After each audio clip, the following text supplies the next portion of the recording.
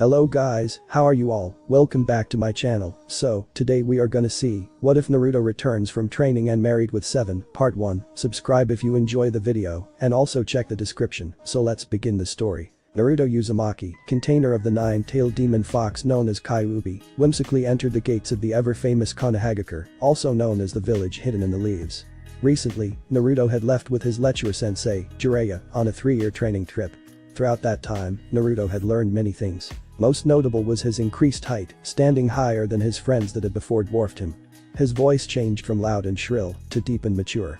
As well as learning new techniques and strategies, his personality had grown as well. While he still kept that cheerful and optimistic personality that he was known for, he had become a lot quieter. Jiraiya beat into him early in the trip the importance of a ninja to know when to be silent, and he had adapted to that lesson. He was much more chivalrous now also, being polite and courteous in front of members of the opposite gender. Not only his height and personality, but his looks had changed for the better as well. He no longer wore his hit-eye tie on his head, but wore it around his neck, letting his wild and unruly hair hang down. His muscles could easily be seen through his black shirt that he wore, choosing to finally hang up his old orange jumpsuit. His deep blue eyes were still as vibrant as ever. Naruto stood in the middle of the road, taking in the scene in front of him. To him, Konoha hadn't changed at all, except for Tsunade's face next to the 4th Hokage's face on the Hokage monument. He stood there taking in the familiar smell of ramen, the laughing of innocent children as they went about their way playing ninja, the hustle of the people going about their business. It was all so nostalgic and Naruto was knocked out of his reverie by a fist knocking him in the back of the head. "Are you just going to stand there all day or are you coming?" Jiraiya said exasperatedly while walking in front of him. "What did you do that for?" Iro-sen, Naruto said, rubbing the back of his head in an annoyed but calm tone. Ignoring the question, Jiraiya began to walk forward. Naruto simply followed along, mumbling something about old loveless perverts under his breath. As they passed bystanders, Jiraiya noticed that Naruto was receiving a lot of attention from the female population. He watched as every time Naruto passed a woman, her face would grow red, and she would begin to eye his face and body, as other women would swoon at him from a distance. Naruto, being the oblivious idiot that he was, didn't notice this at all, and took it as some sort of disease. Jiraiya sighed at his pupil. He would kill for a chance to be in Naruto's shoes. They entered the Hokage Tower doors and came across Shizune sitting at the front desk. She was currently filing paperwork behind the desk when she noticed the 2 males who just walked in. "I wonder who those 2 are. They both seem familiar, but the young one looks really hot." She thought to herself while staring at the aforementioned blonde. "Can I help you too?" she asked politely. "Hey, Shizune-chan. How have you been?" Naruto asked cheerily. "Do I know you?" she asked, feeling as if she knew who the boy was, but she couldn't quite put her finger on it. "You don't remember me?" he asked, disheartened. "I'm going to become Hokage. Believe it. Does that ring any bells?" he said. It took a moment for it to click, a few moments actually, before she realized who she was talking to, and she quickly latched onto him. "Naruto, it's been so long. I can't believe it." She said, letting go of him slowly. "It's good to see you too, Shizune-chan," he replied smiling. She almost melted at the sight of his bright beautiful blue eyes. "Are you two done flirting or can Naruto and I go see Tsunade?" Jiraiya said in an annoyed manner. Shizune backed away quickly, blushing at what Jiraiya said. "Iro-sen, what is flirting?" Naruto asked innocently. Both Shizune and Jiraiya fell down in anime style, surprised at how dense Naruto could be. "Sometimes I wonder how you get dressed every morning, Naruto." Jiraiya said quietly to himself. "What did you say?" Iro-sen and Naruto asked, not hearing what Jiraiya said. "Nothing. Come on, let's do it." Jiraiya said, walking toward the stairs that led up to Tsunade's office. "Naruto. It's so good to see you," Tsunade screamed as she enveloped Naruto in a bone-crushing hug. "Aba-chan, you're hurting me. I can't feel my." Naruto was cut off by the sound of his ribs cracking. "I think you applied too much pressure." Tsunade-sama. Shizune said with a sweat dropping in anime style. After a few quick seals, Naruto was healed of his injuries and back on his feet in no time, properly thanking Shizune for healing him. "Sorry Naruto. I got a little carried away there." Tsunade said embarrassedly. "That's okay, Aba-chan.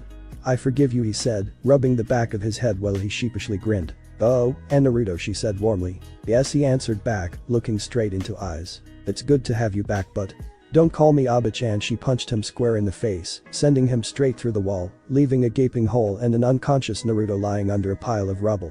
"Did you have to hit him so hard?" Jiraiya asked, squinting at the thought of the pain. "What the heck was that?" a certain pink-haired Kunoichi said to no one in particular. She had been peacefully practicing her medical at the time when she was interrupted by a loud crashing sound followed by a rumble. "Someone must have upset Tsunade-sama again," she said, sighing as she went up the stairs to see if the person wasn't injured too badly. She was about to open the door to Tsunade's office when she saw a blonde, blue-eyed, and in her opinion, highly attractive boy leaning against a wall opposite of a hole covered in rubble. He must have made Tsunade-sama extremely mad, she thought as she ran up to his limp body to check if he was even still alive. First, she checked his arms and shoulders to see if they were broken. She noted how his biceps and triceps were extremely well built. Not in the bodybuilder sense where they were too big, but big enough to be noticeable. She lifted up his shirt to verify that his abdominals and ribcage weren't damaged. After a few moments, the realization hit her that she was actually groping his chest, feeling over his well-toned abs and his perfect pectorals. She jerked her hands away and mentally scolded herself for thinking about things like that while a person was injured. Shaking it off, she proceeded to fix his clothing and pick him up off of the ground, blushing madly at how good his skin felt against hers. Sorry for barging in like this, Tsunade-sama, but I found this person lying on the ground outside your office. Sakura said, carrying him into her office and setting him gently onto the ground. After a few seconds, Naruto began to stir. What happened? Naruto said groggily as he sat up and stood to his feet. The first thing he saw when he opened his eyes was the sight of vibrant pink hair. Wait. There's only one person I know that has pink hair. Naruto thought. Hey, Sakura-chan, he said softly. She stared at him for a moment before speaking. Do I know you? She asked, looking at him questioningly. Naruto's head hung low with a look of defeat evident on his face. Doesn't anyone remember me? Come on. You would think blonde hair, blue eyes, and whisker marks would stand out in someone's memory. Naruto said. It was at that point that Sakura realized who he was. Wait, Naruto. Is that really you? She asked disbelievingly. The one and only, he replied as he flashed her one of his famous foxy grins. She ran up to him and quickly wrapped her arms around his torso while giving him a girlish scream. There's no way you're Naruto. I can't believe it. You've gotten so much taller and you got rid of the orange jumpsuit. You look so much better in black, and she was stopped by Naruto putting a finger over her lips. It's good to see you, Sakura-chan, Naruto said happily. Sorry. It's just that you've changed so much. She apologized. Well, I'm not the only one that has changed, Sakura-chan. I have to say, I like the new outfit and I'm glad you decided to keep your hair short. It looks good on you. Naruto said as Sakura blushed the darkest shade of red that she has ever blushed before. Nice, kid. Keep that up and you'll be in her pants in no time. Jiraiya thought as he saw the scene developing in front of him. Sakura, shouldn't you be practicing your healing techniques right now? Tsunade said accusingly. My apologies, Tsunade-sama. I'm sorry Naruto, but I must return to training. She said. Don't worry about it, Sakura-chan. But you can make it up to me by letting me treat you to ramen tonight. He said grinning. She mulled it over for a few seconds before making her decision. Alright, Naruto. I'll meet you there at 8 o'clock. Goodbye Tsunade-sama, Jiraiya-sama, Shizune-sama. Goodbye Naruto-kun. She said Naruto's name as seductively as possible. Bye Sakura-chan, Naruto said, waving goodbye to her. Hey, Tsunade, I just remembered that I haven't taken the Chunin exam yet. Do you know when the next one is? Naruto asked. Actually, the next one isn't that far from now, and Sakura hasn't taken it either. But since you don't have a third teammate anymore because of, well, you know, Tsunade said in a sorrowful voice. I can't let you take it. What if I find someone to replace him? Naruto said as the idea popped in his head. I don't see why not. If you can find someone, then I'll let you take it. She said, striking the nice guy pose. Thanks Tsunade. You're the best. Well, I better get going. See ya, Iro-senin. He said, walking out the door. Hey Naruto. I need you to meet me tonight at 9. Jiraiya yelled after him. And do, Iro-senin. See ya. And I said to stop calling me that, you little oh forget it. Jiraiya said, sighing. He really has grown up, hasn't he? Jiraiya, Tsunade said, leaning back in her chair and putting her hands behind her head. Yeah, I guess. He said, leaning against a wall and crossing his arms. He turned around and looked out of the window to see him leaping from roof to roof. Yep, just like his father, Jiraiya thought as he stared proudly at the blonde boy. After training for several hours, Naruto decided that it was time to go meet Sakura at Ichikaru's ramen bar. His previous workout had left him covered in sweat from head to toe. Carrying a 1.5-ton boulder while wearing 500-pound weights on both of your legs and arms, all the while walking on water, will do that to you. Before going, he decided to go to his house to take a shower. His apartment was very clean, having not been used in 3 years. Ignoring that thought, he proceeded to take a shower, which he finished quickly due to him running low on time. Deciding that his training clothes would be inappropriate, he donned a black shirt with the word Konoha written in red letters and black and tan cargo shorts and headed out the door. As he got nearer, he could smell the ramen radiating off the bar. It's been a long time since he had Ichikaru's ramen and could hardly wait to taste it in his mouth. He noticed Sakura already seated when he approached and took a seat next to her. Hey, Sakura-chan, Naruto said happily. Oh, hello Naruto, she replied. "Can I help you too?" a girl with long brown hair asked as she approached them from behind the counter. "Yes. Sakura-chan, what would you like to eat?" Naruto asked her, already knowing what he wanted. "I would like to order your diet ramen please," she said. "Give me 2 bowls of miso ramen, 3 bowls of ramen," and Naruto was cut off by Sakura placing a hand over his mouth. "I think that's good for now." She said, sweat dropping. How he managed to stomach all that food was beyond her. A couple of minutes later she brought out their food. As soon as they received it, Naruto began swallowing it as if there wasn't going to be any ramen left in the world. Soon, 5 bowls turned into 15 bowls, and he showed no sign of stopping. But the way he ate it surprised Sakura the most. Instead of the way he used to eat it, wildly slurping it down, he ate it maturely and gracefully, eating it quickly, but without spilling a drop anywhere on his face or the ground. She noticed that the waitress was sweating, trying desperately to keep up with Naruto's pace. Of course, Naruto tunes out everything else when he's eating, so he didn't notice this. "I'm sorry about this. Sometimes he gets really hungry and he can't control himself." She apologized to her. "Oh, that's quite alright. I'm used to it. Your friend here kind of reminds me of this little boy that used to come by here every day. He had blonde hair and bright blue eyes and could eat his body weight in ramen. Back then he was about the same age as me and he always cheered me up when he came." She reminisced. "Could I have another bowl please, Am-chan?" Naruto asked. She looked him over, noticing that he looked just like an older version of the blonde she just described to Sakura. Could it really be him, she thought. "How do you know my name?" she asked in a confused tone. "Don't you remember?" "It's me, Naruto," he replied. She stood there dazed for a few moments before jumping over the counter and tackling him in a fangirlish frenzy. "I can't believe you're back. Look at you. You're so tall." She said, giddy as a schoolgirl. "And not to mention hot." "Thanks, Am-chan," he said, rubbing the back of his head and grinning sheepishly. "Oh, you just have to tell me what happened while you were gone." She said, pulling him by the arm and forcing him to sit down while she took a seat next to him. Naruto went on about his and Jiraiya's 3-year trip and about their exploits throughout. They mostly involved Jiraiya getting stuck in a bad situation and Naruto having to bail him out of it. He then explained the training he went through, which virtually consisted of Naruto practicing taijutsu with a few ninjutsu thrown into the mix. He also learned a little bit as well from a sword specialist they met on their travels. "Hey Am. I'm back from my delivery." A gruff voice said as it approached them. "Hello, father. You'll never guess who this is." She said. Tsuchi eyed him suspiciously before realizing who it was. "Hey, how has it been, Naruto?" "Hello, Sakura." He said. "Hey," they both replied. "Hey, old man, your ramen is still the best." Naruto said, taking in another mouthful. "I'm glad you still like it," he said. They talked for another 20 minutes before Sakura decided to go home, while Naruto decided to walk her back. "See ya, Am-chan, old man." Naruto said, walking off after Sakura. "Bye, Naruto," she said dreamily while waving goodbye and sighing. "Well, here we are," Naruto said, walking up to Sakura's front door and opening it to let her in. "Thank you, Naruto," she said, smiling as she entered. "Alright, I have to go meet Hirosenin, so I'll see ya. Oh, and if you ever need anything, you know who to call," he said, smirking while turning around and walking away with his hands in his pockets. "Bye, Naruto," she said softly while closing her door. Once it was closed, she fell down and leaned against it. "You know you want him in her," Sakura said. "No, I don't. It's just the same old Naruto." She said, having an internal debate with her inner persona. "You know that's not true. He's changed, and for the better," inner Sakura said, smirking at that last comment. "Let's just drop it." "Alright," she said, standing up and brushing herself off. She noticed a tag with a summoning insignia on it attached to her upper left arm. Performing the necessary seals, she opened it up to reveal a sakura flower in full bloom with a note attached to it. It read, "To Sakura, may you bloom into the wonderful person that I know you are. Your friend, Naruto." She stared at it before smiling warmly. "Hello, honey. Where did you get that flower from?" her mother said as she walked into the room. Sakura simply stood there holding the flower close to her heart. "Naruto," she spoke quietly to herself with a smile on her face. "Sorry I'm late, Hirosenin. I was having dinner with Sakura-chan, and I kind of lost track of time," Naruto said as he walked to the entrance of the Hokage Tower where Jiraiya was waiting for him. "It's about time you got here.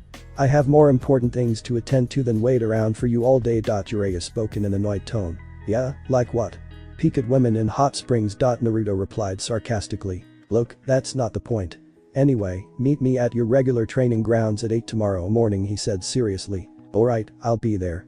Good night, Hirosenin." Naruto said, walking back toward his apartment. Jiraiya was about to tell him to stop calling him his well-deserved nickname, but he decided against it since it was late. Naruto quickly entered his house and performed the nightly rituals before finally laying on his bed and going to sleep. But unknown to him, strange things were going on inside him. Or more accurately, the cell which contained Kyuubi. I've been in this damn cell for too long. But, if this plan works, I'll finally be able to get out. Then I can see my wonderful Naruto-kun. A female voice said from inside the cage. You know this is probably not going to work. At the worst you'll kill us all. I want to get out of here as much as you do, but I don't want to die while doing it. Another deep voice also said from inside the cage. Oh, it will work alright. We will be free, and Naruto will still be able to use the Kyuubi's chakra. The female voice replied. Alright, if you say so. The deep voice said. So basically that's the plan. What do you think? The female voice from the night before asked. That's actually a good plan. And here I thought I was supposed to be the smart one. The other male voice replied sarcastically. Yeah, and once we're out of here I finally be able to see my precious Naruto-kun. The feminine voice said dreamily. Hey, he's waking up so we should be getting ready now. The male voice said fading out. Hi. I'm not missing this chance. She said fading out as well. Naruto Sakura quickly leapt from rooftop to rooftop, heading for a certain blonde ninja's house. Jiraiya came to her early in the morning to ask that she wake Naruto up, since he knew he would either forget or sleep in. She arrived at the address Jiraiya gave her only moments later and loudly knocked on the door. After she gave Jiraiya's message to him, she was hoping that he would invite her into his house. Naruto was awoken from his slumber by a loud rapping sound on his door. Of all the times for someone to come visit him, it had to be early in the morning. Go away, he yelled in an attempt to let the person know that he or she wasn't welcome. Of course it didn't work, since the knocking only got louder. Naruto, you come open this door right this instant. Sakura yelled furiously as she almost broke down the door with her insane strength. Alright already, I'm coming. He said, getting up out of his bed to go answer the door. Nobody ever wants to come visit me in the afternoon. It's always in the morning or right when I'm about to go to sleep at night. Naruto thought as he trudged to his front door. Undoing all of the locks on the door, he slowly opened the door. Hey, how are you doing, Sakura-chan, he said in a sleepy tone while leaning against his doorpost and rubbing his eye. To say Sakura was surprised at what she saw would be an understatement. In front of her was Naruto wearing nothing but a pair of boxers, his pectorals and abs in full view. Every muscle from his biceps to his abdominals was flawlessly shaped and tanned to perfection. Sakura-chan. Are you okay? Naruto asked, waving a hand in front of his face, oblivious to the fact that she was staring dumbfounded at his chest. What? Oh yeah, I'm fine. She replied, regaining her composure and wiping a bit of drool off the corner of her mouth. Alright, if you say so, Sakura-chan. He said, shrugging his shoulders. Oh, I almost forgot. Jiraiya-sensei said not to forget to meet him for training this morning. She said. Wait, what time is it now? Naruto asked. It's about 7:45. You better hurry if you want to make it on time. She said. Crap, I have to go to Sakura-chan. Naruto said, running back into his room and throwing on some training clothes. He quickly brushed his teeth and then left his house, running past Sakura in the process. He then quickly turned back around and came back to her. Thanks for reminding me. You're the best. He said absent-mindedly, giving her a quick peck on her cheek and quickly dashing at full speed to the training grounds. This caused almost all of the blood in her body to rush to her face. Shanro inner Sakura yelled as she held up her fingers in the victory sign. Woo, I made it just in time. Naruto said, breathing heavily as he walked to the middle of the training field. Good, you actually made it on time. I was beginning to wonder if you would start acting like Kakashi. Jiraiya said, walking up to him. If I was going to be late all the time like Kakashi-sensei, I would make up better excuses. Naruto said sarcastically. Somewhere out in Iwagakure, Hada Kakashi was perched on a tree branch overlooking a camp of about 15 to 20 Iwa ninja. He was about to strike when all of a sudden he sneezed, giving away his position. As soon as he did, all 20 ninja surrounded him, the intent to kill radiating off of them. Because nothing could go right today. He said sarcastically as he sighed hopelessly. Anyway, we're not here to think of good excuses, we're here to train. Jiraiya said, getting into a serious mood, which was a new thing in his book. So what are we going to do? Chakra control exercises, weight training, meditation, practicing stealth by sneaking into a women's onsen. Naruto said jokingly as he stretched his arms and legs in order to get warmed up. That's a good idea for later, but no. We're going to do something different, Jiraiya said, getting an evil grin on his face. And that would be? Naruto said, confused. Hiro Sennin never did anything new, since he wasted all his time peeping on women or going to brothels. Simple, we're going to spar. By doing this, I can measure how much you've progressed in the 3 years we have been traveling together. He replied. Really? What are the rules? Naruto said suspiciously. You know. Taijutsu of all types are allowed, simple ninjutsu, no summoning, and simple if you know any.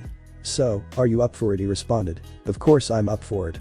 The question is, can you handle it? Naruto said, cracking his knuckles and popping out the kinks in his neck. Still as cocky as ever, brat. Don't blame me if you get hurt. He retorted into a battle position. I don't intend to. Naruto countered by getting into a similar battle stance. Both ninjas glared at each other from opposite sides of the training ground, neither one making any sound or movement. It was so silent you could hear a pin drop. A single leaf fell from a nearby tree and floated gently into the middle of the soon-to-be battlefield. The moment it landed, the two ninja dashed at each other at an unbelievable speed, each brandishing a kunai, and locked as the two kunai connected. They both jumped back, and Jiraiya threw the kunai at Naruto. The Kyuubi container countered by throwing his kunai at Jiraiya's, blocking it in the process. The two kunai connected and flipped up into the air. Both Jiraiya and Naruto caught one in midair and came at each other at full force, creating a small shockwave at the collision. Not bad, kid. But I think it's time we step it up, a notch. He said, leaping back a few meters in order to create some distance between him and Naruto. I intend to. He said, performing a few hand seals. Kaiten. Housenkan no, he yelled as a stream of fireballs spewed from his mouth. You've got to do better than that, kid. He said. With a wave of his hand, a huge gust of wind doused the fireballs. Always look underneath the underneath, Iro Senin. Naruto retorted as the wind blew out the fire to reveal shuriken coming towards him. Good, he's thinking ahead, Jiraiya thought as he dodged the shuriken by leaning back Matrix style. Reacting quickly, Naruto used the body flicker technique to capture Jiraiya in an arm lock. I've got you now, Iro Senin. Naruto said, tightening his grip on Jiraiya. Really? Now do you like Naruto? Jiraiya said, poofing out of existence. When the hell did he learn Kage Bushin no Jutsu? Naruto thought, stumbling backwards. Hey kid, above you, Jiraiya yelled as Naruto looked up in horror to see a giant toad with twin swords strapped to its back, about to squash him from above. Naruto ran faster than he had ever run before, just barely escaping being crushed from the enormous frog. When the smoke cleared, the only thing in the middle of the field was the massive amphibian and Jiraiya standing on its head. Not to mention Naruto and three of his clones surrounding Jiraiya, all holding a kunai up to his neck. Iro Senin, what the hell was that? You said no summoning, the real Naruto said, screaming agitatedly at him. Shinobi don't play by the rules, remember kid? Jiraiya replied, smirking. The giant frog that they were both standing on suddenly disappeared, leaving a giant boulder covered in explosive tags. The tags then exploded, Naruto and his clones just barely escaping the blast radius. A huge cloud of smoke then spewed out of the resulting crater. Ryu, that was close, Naruto said to one of his clones who then nodded back. Just then, Jiraiya burst through the pillar of smoke and began rushing at Naruto and his clones at an inhuman speed. He plowed straight into the first, destroying it in the process. Another clone attempted to wound him with a kunai, swinging his arm across horizontally. Jiraiya dodged by ducking and countered with an uppercut to the jaw, eliminating him as well. He then took out the last clone by hurling a few shuriken at it, which impaled the clone in the chest. Now for the real one, Jiraiya said, pivoting on his foot and rushing toward the real Naruto. He then began gathering chakra into the palm of his hand as he sprinted toward the Kyuubi container. Rasengan, Jiraiya yelled as he slammed the sphere of chakra into Naruto's abdomen. Gotcha, Iro Senin, Naruto said, smirking as he transformed into nothing more than a cloud of smoke. What the hell, Jiraiya thought as he searched his surroundings for any sign of the blonde-haired ninja. Just then, 4 Naruto clones leapt up from the ground below. Hi. Naruto was just about to finish his ever-famous combo with a downward kick to Jiraiya's head when he felt an overwhelming surge of pain overtake his body. He instantly fell to the ground and doubled over, grasping his abdomen and screaming at the top of his lungs. Kid, what's wrong? Jiraiya said, rushing up to him. When he got there, Naruto was already knocked out cold, growing paler by the second. His eyes began to change into a reddish hue, and his fingernails began to grow longer, while his whisker marks began to grow darker.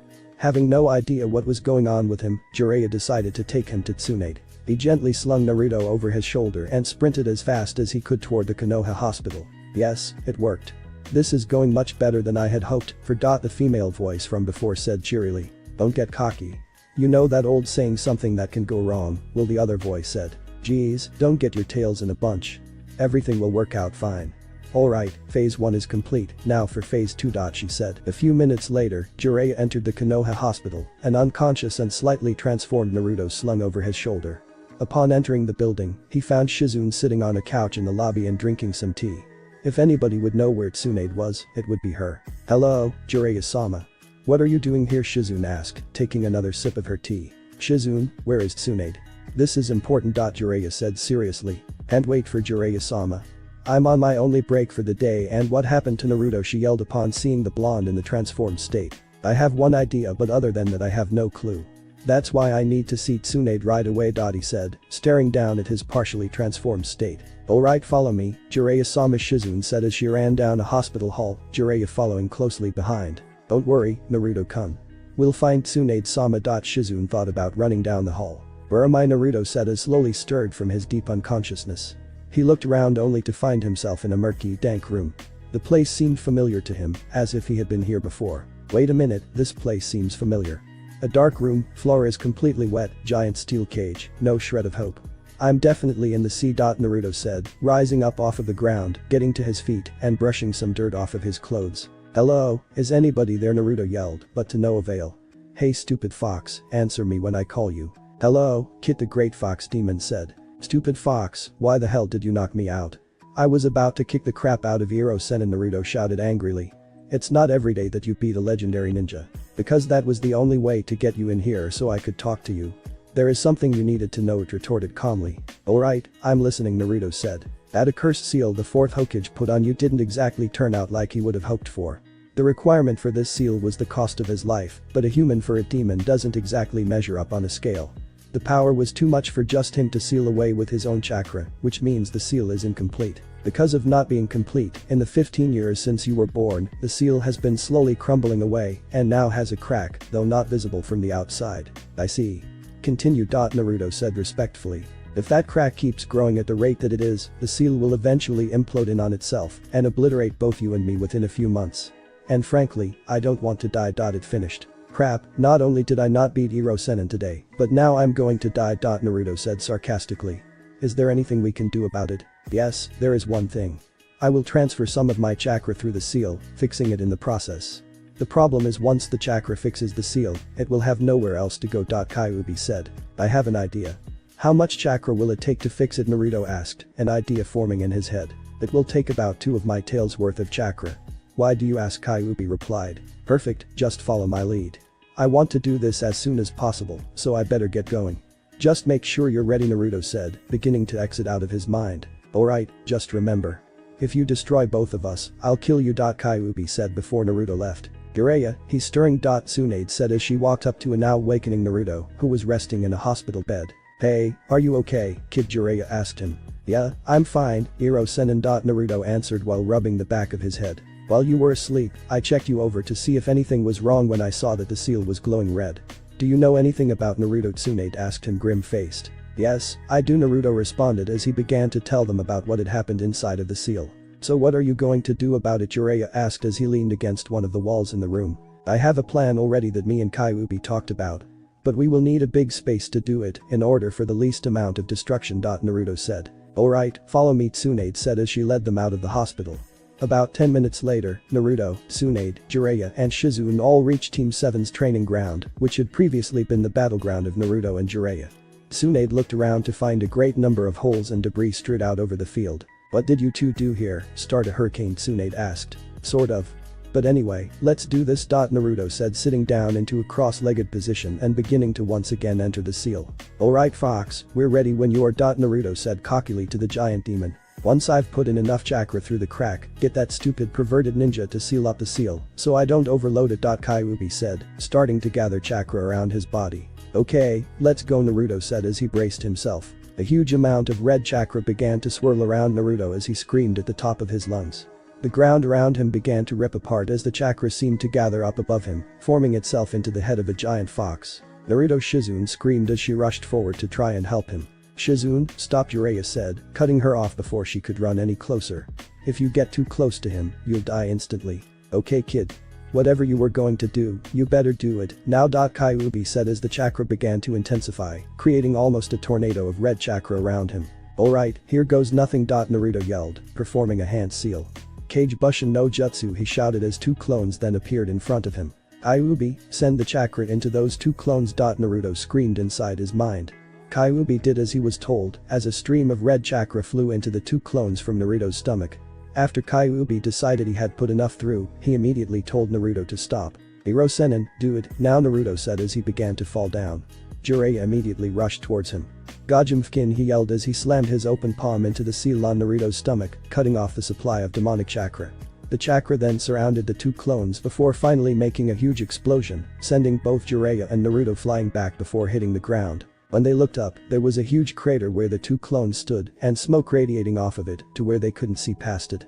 When the smoke cleared, two figures were standing in the middle of the crater, one with long, brilliant red hair and deep, vibrant blue eyes like Naruto's. The other couldn't be seen clearly by either two of them, but it decided to speak up anyway. Hello. Hirosenin, dude, now Naruto said as he began to fall down. Jiraiya immediately rushed towards him. Gajumfkin, he yelled as he slammed his open palm into the seal on Naruto's stomach, cutting off the supply of demonic chakra. The chakra then surrounded the two clones before finally making a huge explosion, sending both Jiraiya and Naruto flying back about 10 feet before hitting the ground. When they looked up, there was a huge crater where the two clones stood and smoke radiating off of it to where they couldn't see past it.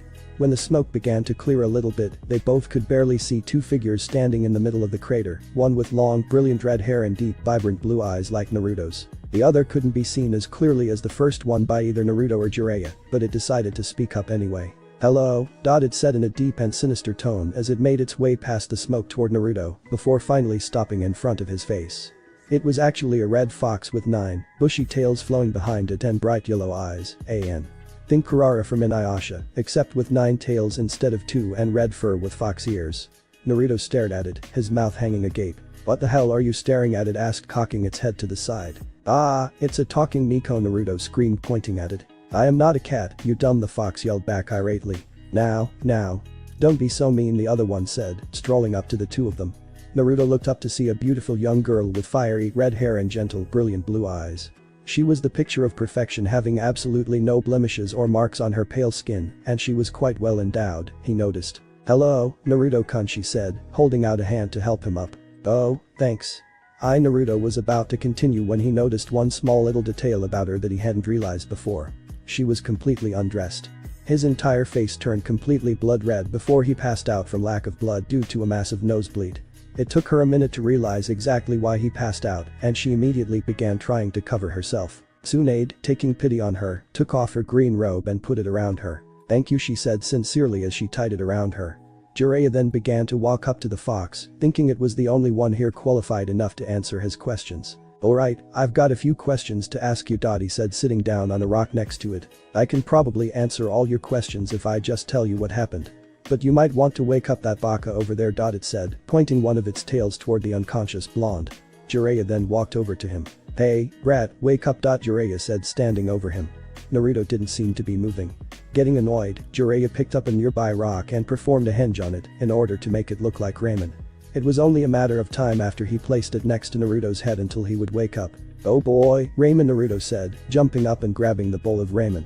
He tried to slurp the whole thing down, only to find that it wasn't real.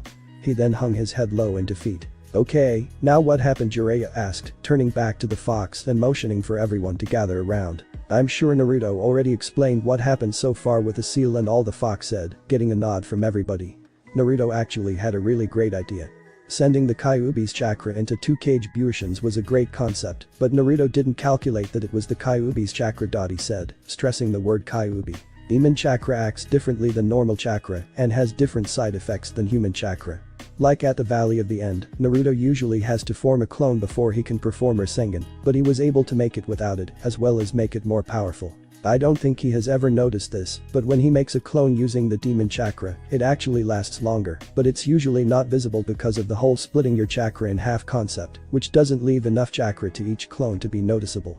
There was so much chakra sent into those 2 clones that they actually began to form real, living flesh. As she was forming, she performed a henge, or as Naruto calls it, giving her the form of a beautiful 15-year-old girl. I, on the other hand, wanted to come out as a fox. Granted, I wanted to be bigger than this, but beggars can't be choosers, or so they say. He finished. Alright, I think I understand now. But I still have one more question, Naruto said. And that would be, the fox replied back. Where did you guys come from?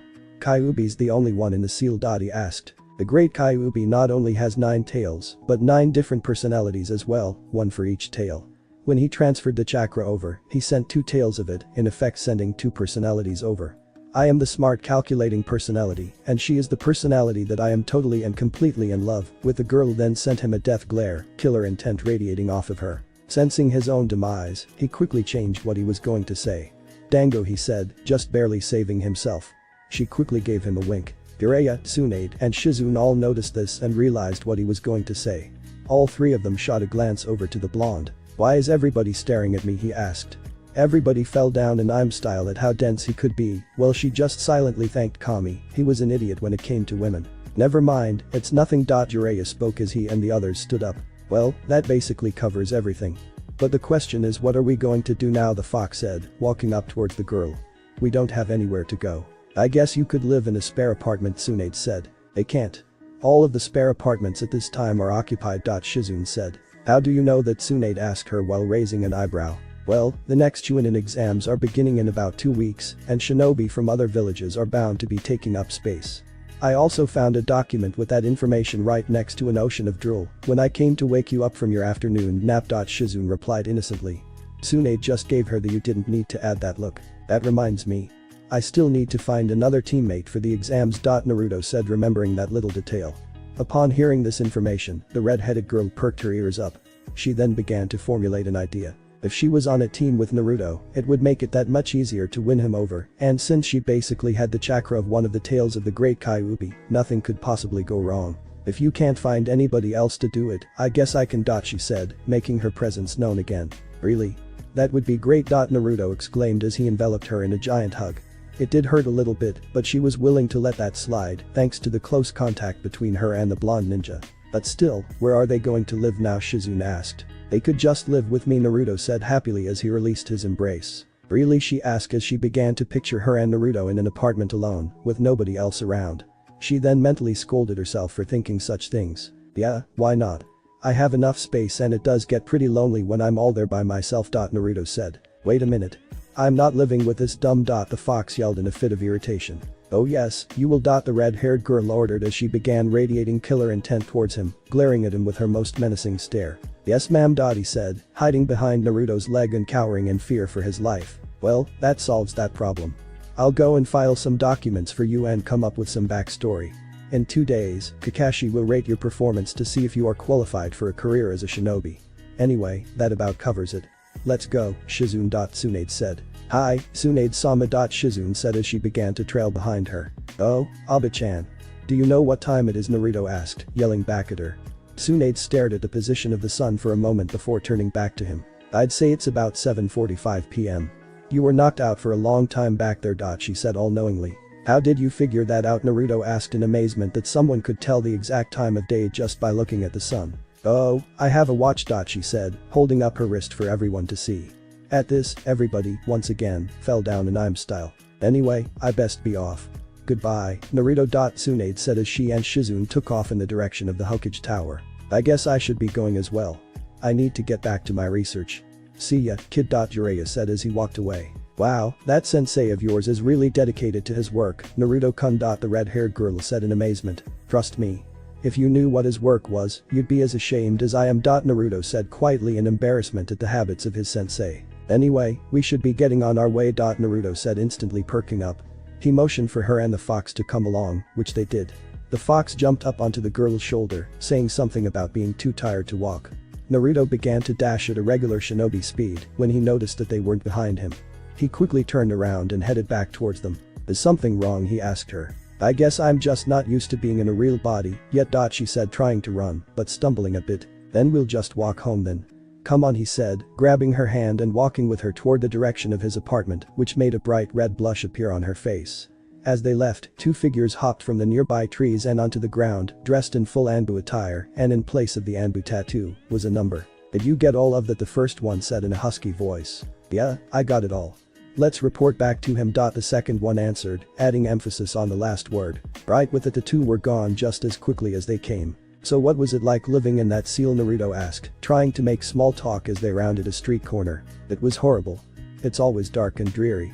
The only thing that kept me from going insane in that hell was the little fox on my shoulder. She said, reaching over and scratching behind his ears. So, can you explain to me how that works again? I mean, I thought that the Kyuubi was just one demon. Naruto asked. Well, as you've been told already, the Kyuubi is made up of 9 personalities, 1 for each tail. They can all interact with each other, but I usually just decided to talk with only him. She responded. Why would you want to talk to him? He seems like a jerk to me. Naruto said, whispering in her ear. I heard that, you dumb. The fox said, glaring daggers through Naruto. Who are you calling a dumb, Baka Nico? Naruto yelled back at him. I am not a cat, he was cut off by the girl putting her hand over his jaws. Sure, he is a little bit insensitive sometimes, but on the inside he is a good person, well, a good fox kid. She said, quickly fixing her mistake. Okay, if you say so. Naruto said, putting his hands in his pockets. Well. What do we have here? A strange man said as he walked up to Naruto and the girl, followed by two other guys. What's a pretty thing like you doing in a place like this? He asked as he inched closer to her, completely ignoring Naruto. She backed away slowly, attempting to put some space in between her and him. He kept inching forward with her edging back until she hit a wall and fell down. Where are you going? He asked, reaching out, attempting to violate her. Out of nowhere, Naruto caught his hand before he had any chance to make contact and broke his wrist, the cracking sound resonating throughout the area. Who the hell do you think you are? The man said as he shook off the pain and charged Naruto, who sidestepped and kneed him in the stomach, looking downwards the whole time. He knocked the guy back about 20 feet into the side of a building, leaving a gaping hole. Lifting up his eyes, he stared at the remaining two with bright redder eyes. If either one of you tried that, I'll kill you. He said in a menacing growl. The other two guys, getting the hint, ran off as fast as they could in sheer terror as he turned around to the girl. Naruto-kun is so hot, she thought as she watched him. You okay? Naruto said, offering a hand to her, which she gladly accepted. Yeah, I'm fine. Oh, and thanks, she said, blushing and averting his gaze. Are you sure you're okay? You look like you have a fever, Naruto said, putting a hand to her forehead, mistaking her blush as a sign of a fever. At that instant, she blushed even brighter. You definitely have a fever. Come on, hop on my back and I'll carry you. It will be quicker this way. He said, bending down to allow her access to get on, to which she gladly accepted. Once she was secure, he took off. Naruto-kun is always so caring and gentle. Maybe that's why I like him so much. She thought as she nuzzled her head into the crook of his neck. Her action made him blush a shade of red as well, but he decided to just let her be. Alright, we're home, Naruto said as they all walked through the front door of his apartment. This place is a piece of crap. The fox said as it hopped off of the girl's shoulder and looked at its surroundings. Really, if you think that's true, then you can sleep outside, Naruto said sarcastically. I think this place is great, the fox said, quickly changing his mind and jumping onto his sofa. Yeah, that's what I thought, Naruto said, closing his front door. He walked over to his cupboard, only to find nothing but cups of instant ramen there. Well, looks like we're having ramen tonight, he said, taking some cups out of the cabinet and inserting them into his microwave. After they were done cooking, they all sat down at his table and began to eat, except for the fox. What the hell is this? It said, staring at the food set before it. It's called ramen. Try it, you like it. Naruto said, taking in another mouthful of noodles. First of all, I am not eating this garbage. Second, I couldn't even eat it if I wanted to. I have no opposable thumbs. He said angrily. Thinking up a great solution, Naruto wrapped his fingers around the fox's head and slammed his head into the bowl, holding it to prevent its escape.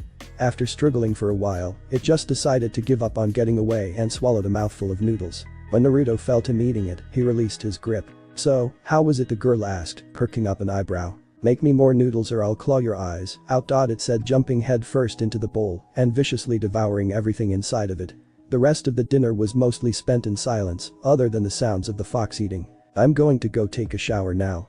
I've always wanted to try one of those, the girl said as she threw away her trash and headed towards Naruto's bathroom. Within seconds, the sound of water pouring out of the shower head could be heard. So what do we do now? Naruto asked the fox as he threw away his garbage. I don't know about you, but I'm going to sleep. Having to deal with a dumb like you drains me quite a lot. The fox said as it jumped to Naruto's couch and curled up into a ball. Whatever. Anyway, good night, Bakaniko. Naruto said as he walked into his room. I told you I'm not a. He was suddenly cut off by Naruto slamming his door. Naruto walked over to his bed and lay down on top of it. He had only been in Konoha for 2 days, and he had somehow become roommates with a beautiful girl and a fox with a god complex. He sighed wearily as he thought just how this had happened. But before he could really get into it, who else but said girl walked into the room with nothing but a towel on, no less. Hello, Naruto-kun. She said as she strolled into the room as if nothing was wrong. For the second time that day, Naruto passed out from a massive nosebleed. It took her almost 10 minutes to wake him up, but eventually he stirred. Thanks, he said as he took her hand. Naruto-kun, she asked, looking a little bit uneasy. Yes, he asked. Well, you do realize that there are 2 of us, and only 1 bed, she asked as a blush crept up to her face. I knew I was forgetting something. Well, you should take the bed and I will sleep on the floor. It's only right that a lady should be more comfortable than a man. He said as he began to move to the floor. That's very nice of you, Naruto-kun. But I have a better solution. She said, turning redder by the second. And what would that be? He asked. Well, we could just sleep in the same bed. That is, if you want to. She said as her whole face turned a dark crimson. Upon hearing this, Naruto also turned red as well. I guess we could do that.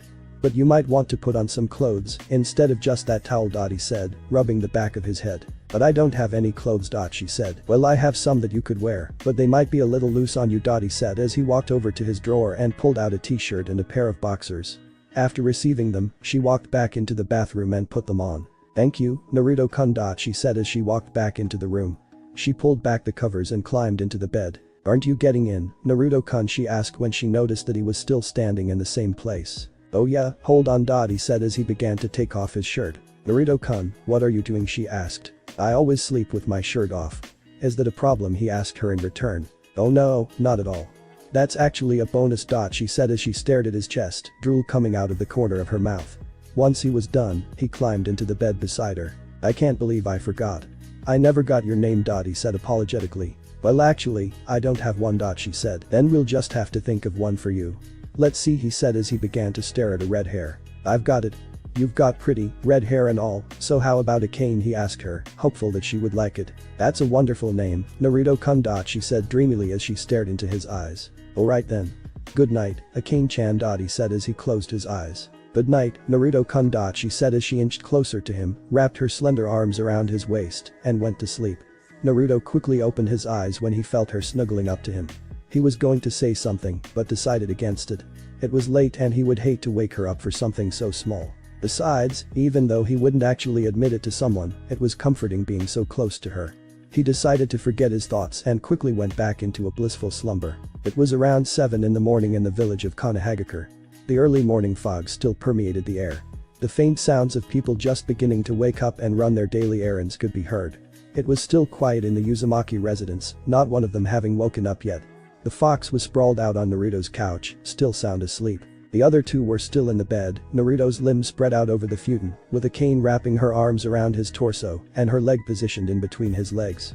The early morning light shone through the only window and spread throughout the room, giving it an ethereal glow. The cane slowly opened her vivid blue eyes after having a wonderful sleep the night before. She stared at the slumbering blonde's face. The thought of just being in the same bed as him was just too great to pass up, so she decided to lie in bed instead of getting out. She tightened her grip on him and laid her head on his chest. She could feel his shallow breathing and the pounding rhythm of his heart. When he stifled out a silent snore, she just couldn't help but giggle like a love-struck schoolgirl. She had to admit, she was totally infatuated with him. They lay like for what seemed forever before she began to formulate an idea. She slowly climbed on top of him and brought her head up to his, her hair hanging down and slightly covering his face. She then lowered her head, attempting to plant a kiss on his cheek, but before she could succeed, she was startled by Naruto awakening. She quickly jumped off of him before he noticed she was there and fell on the floor with a thump. Naruto slowly sat up, rubbing his eyes, and checked his surroundings until his eyes rested upon the crimson-haired beauty. Good morning, Akane-chan. He said as he stifled out a yawn. Oh, what are you doing on the floor? He asked, looking at her quizzically. Oh, good morning, Naruto-kun. I guess I just fell off of the bed while we were sleeping. She lied, rubbing the back of her head as she laughed awkwardly. Oh, okay. As long as you're alright. He said as he climbed out of the covers and sat down at the edge of the bed. Oh, trust me. I'm completely fine. She replied, taking a seat next to him. They sat in silence for a few moments before Naruto spoke. So what are we going to do today? Naruto asked her. Well, I do need some new clothes, on account of not having any. So how about we go shopping today? She said cheerfully, hoping that he would say yes. Sure, why not? What could possibly go wrong? He said, smiling back at her. Oh, how he would regret those exact words later. Really? Oh, thank you, Naruto-kun. Wait, what am I going to wear? Ah, this is terrible. She said, going into a comedic depression, while Naruto just sweat dropped. Just then, Naruto heard a knock on his door. Putting on a spare t-shirt, he got off of his bed and walked heavily towards the door. Why do they always come in the morning? He thought as he undid the lock and pushed the door open. Hey, Abe-chan. Naruto said sleepily. Hello, Naruto. Say, is that girl from yesterday's home? She said, stepping in and looking around until her eyes rested on Akane. There you are. I kind of realized last night that you wouldn't have any clothes, so I stopped by this store and got you something. Tsunade said, handing her a package. Thank you, Tsunade-sama. I'll go put it on right now. She said, running into the bathroom and locking the bathroom door. Hey, what's with him? Tsunade asked, pointing at the slumbering fox on the sofa. He's probably just asleep. Naruto said, walking over to him. Hey Bakaniko, wake up. At that, the fox jumped up, growling in anger, and slashed Naruto's face with his claws. What the hell did you do that for? Naruto asked, screaming at it. I told you not to call me that. He said calmly. Then what do you want me to call you? Naruto said, still angry. Something with flair, something that humans will respect, and something that will strike fear into the hearts of even the most battle-hardened warriors and cause children to scream in terror at the mere mention of my name. He said poetically. Or I could just call you Caillou. Naruto said, taking on a bored tone at having to listen to that stupid monologue. Yeah, I like that name too. It suits you, Tsunade added playfully. And people wonder why the Kyuubi hated humans, Caillou thought as he mentally sighed. Fine, whatever, just make me some more, Raymond. It said as it sauntered to the table and sat in its usual chair. Okay, I'm ready. Akane yelled from the bathroom as she prepared to step out. Everyone stared at the direction of the bathroom, waiting for her to come out. She came out with a twirl, leaned against the door, and posed. Alright, how do I look? She asked. She was greeted by the sound of Naruto's jaw dropping to the ground and Caillou staring wide-eyed at her, his left eyebrow twitching. Do I really look that good? She asked innocently, twirling around and letting them get a good look at her backside, which caused Naruto and Caillou to spurt blood from their noses. Geez, Naruto. Who knew you were such a pervert? Tsunade said jokingly. I'm not a pervert, damn it. I'll be dead before I turn into Iro-Senin. He yelled, regaining his composure while still sporting a blush of embarrassment. Yeah, that's what Jiraiya said when he was your age. Anyway, I better be going. I have to get back to my paperwork. She said, opening the door. What's the point? You're just going to go back to sleep anyway. Naruto said, mumbling under his breath. Shut up, stupid brat. Tsunade yelled, punching him in the jaw and sending him flying into the next room. Alright, bye Akane, bye Caillou. Oh, and tell Naruto I said bye, if he wakes up, that is. She said, hinting at something as she walked out of the door while Akane and Caillou just sweat dropped. Wait, your name is Caillou? She asked, looking at him disbelievingly. Yes is all he said. After a few moments, she burst out laughing and fell to the ground, rolling around on the floor. I didn't choose it, blame the idiot back there. He said, pointing to the hole Naruto made with one of his tails, which only caused her to laugh even louder. Eventually she regained her composure. Sorry, it's just so funny for someone like you to have such a cute name. She said, pinching his cheeks. Whatever, let's just go wake them up. He said, walking into the room where Naruto was currently incapacitated. Hey, dumb.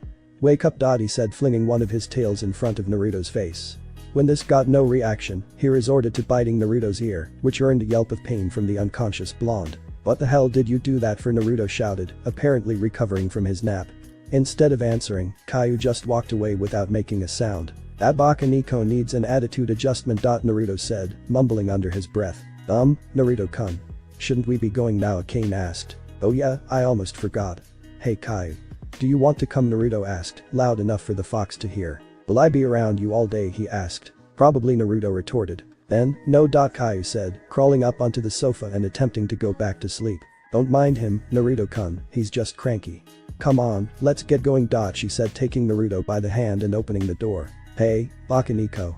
Don't touch my stuff and don't eat any ramen until we get back. Naruto managed to get off before being dragged by Akane. Yeah, I know.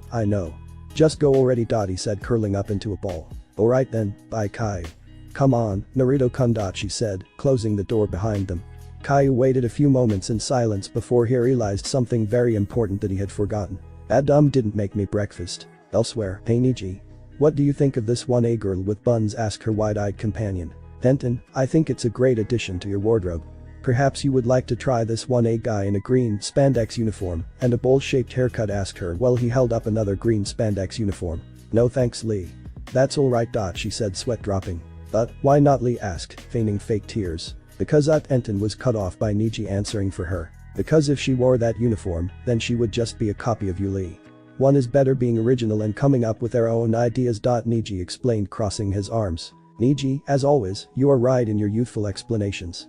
It would be most youthful for Tenten to copy me when she already has her own youthful style. Lee went on about some speech on the virtues of the springtime of youth, but Tenten and Niji just tuned him out. Thanks, Niji. She said quietly so as not to be heard by Lee. Anytime, Niji replied. With Naruto and Akane. Come on, Naruto-kun.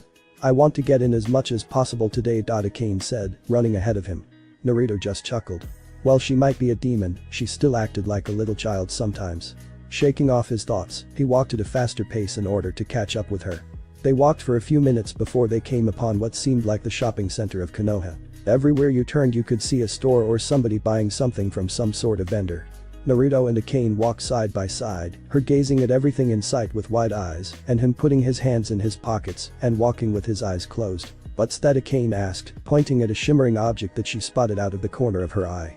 Without waiting for him to answer, she started to dart towards the booth. "Did you say something?" Naruto then realized that he was alone and after a brief pause, quickly went to go look for her, hoping that she wouldn't cause too much trouble. "We haven't even been out here for 10 minutes, and I'm already starting to regret the what could possibly go wrong statement," Naruto said as he sprinted along the street in hopes of finding her. "With a cane." "Excuse me, sir, what is this?" a cane asked, holding up a golden necklace with a glistening blue sapphire in the middle.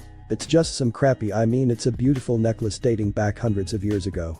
It is said that this very necklace belonged to the Shodaime, the first Hokage of Konoha," the vendor said, obviously lying in order to make a profit off of the seemingly clueless Akane. "Really?" she squealed in excitement. "How much does it cost?" she asked, hoping for a reasonable price. "Well, normally it would be priceless, but for one such as yourself, I guess I could lower the price down to about 100,000 yen," Dottie said, grinning at how easy it was to persuade her into buying a fake necklace. "That sounds reasonable, comparing the fact that it's such a valuable necklace."